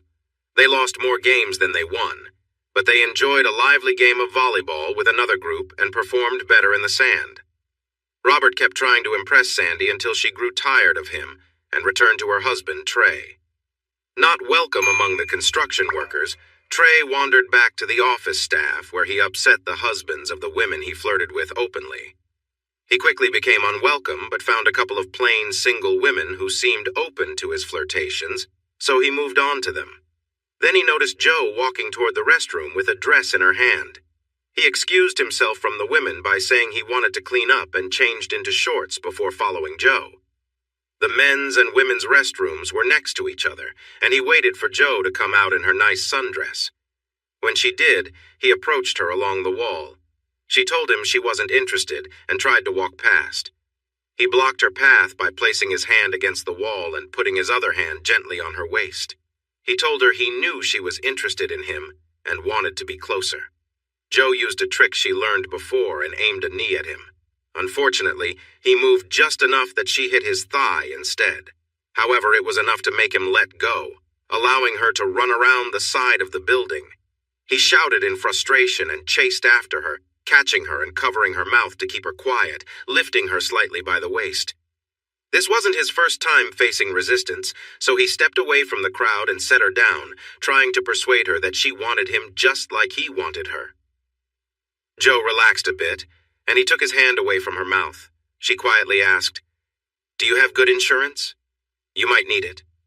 He laughed, saying she couldn't possibly hurt someone like him. She laughed too, then pointed toward the corner where Chris was casually leaning against the wall, looking curiously at them. Standing behind him were Jim Bob, Trey, some workers, and a few husbands who were upset with him earlier. "I know you're better looking and smarter than the rest of us, Bobby boy, but I think you realize that's my girl you're holding. She doesn't want to be with you." He shook his head. "I've been known to stand up to someone for less, baby Bobby." Robert let her go, took a step back, and began to blame Jo. Jo turned and lightly kicked him in the leg, but her small sandals hurt her toes more than it hurt him. She hurried over to Chris and said, "Honey, don't waste your time on him. He's not worth it. Let's go back to the party and leave him here with these gentlemen." One of the strong husbands stepped forward, saying, "I call dibs on him." Others quickly lined up behind him.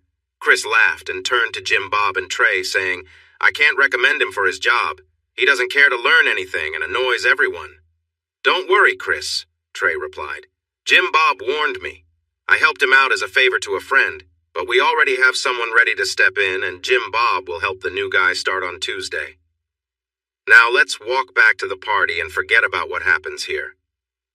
Later, Robert was able to leave the parking lot after a group of men helped him to his car. He didn't look so good anymore and wasn't being so cocky as he drove off with a screech of tires and a cloud of dust. "Guess I'll have to send him his severance pay," Trey joked. Once the laughter faded, Chris said, "Thank you for the warning, Sandy." Jo declared, "If you hadn't come, I was going to step on his foot and push him away when he let me go." Trey assured her, "I'm sure you would have taken care of him, but we came to support you just in case." He hugged her tightly, and she smiled.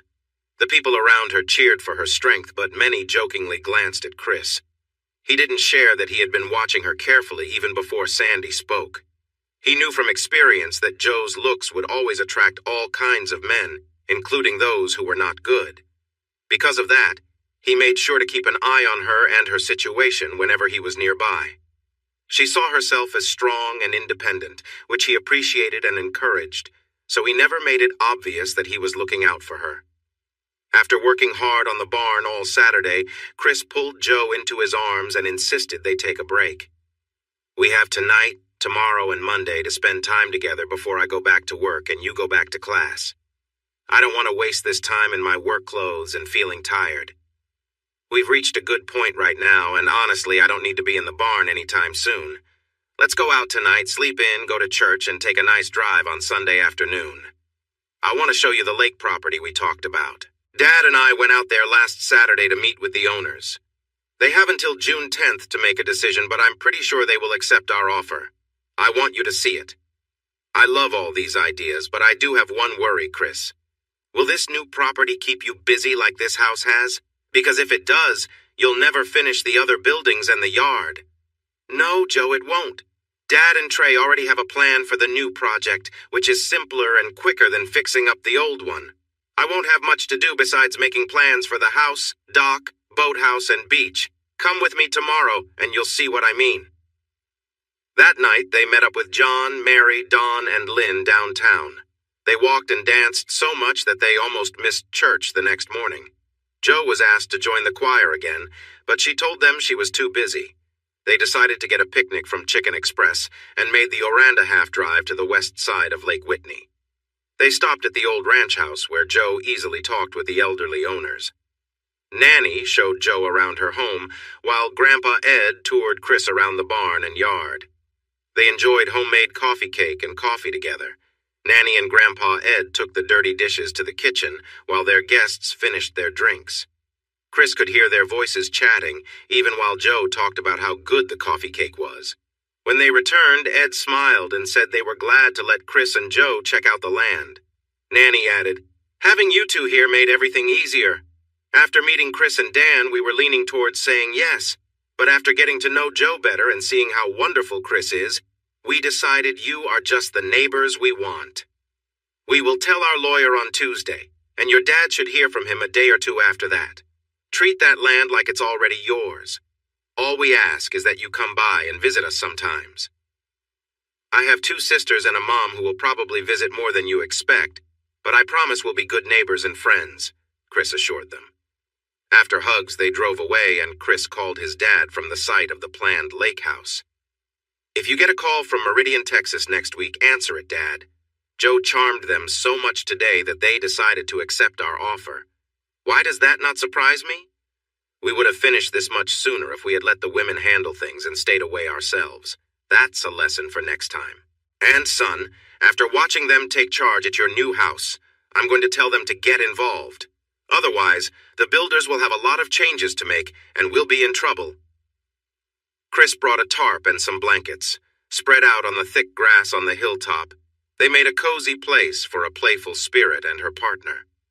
Chris had seen her without clothes before, but he had never seen her lying in the sun on a warm day on soft blankets surrounded by nature. He quickly put on his pants, grabbed his phone, and took many pictures in different poses, saying, "To keep me warm on those cold nights in Colorado." Joe happily joined in, but she started to worry about him being all alone during those chilly evenings. As she laid on her stomach, playfully kicking her feet in the air and glancing at the camera, she wondered how she could convince her school to let her attend a different college for a year and still keep her scholarships when she returned. She thought about that idea now and then while they enjoyed each other's company under the stars, with the moonlight lighting up the scene beautifully. Thanks for watching this video. Don't forget to subscribe to Infidelity Plus to stay updated with more captivating tales of infidelity and payback. Turn on notifications so you're the first to see our latest content.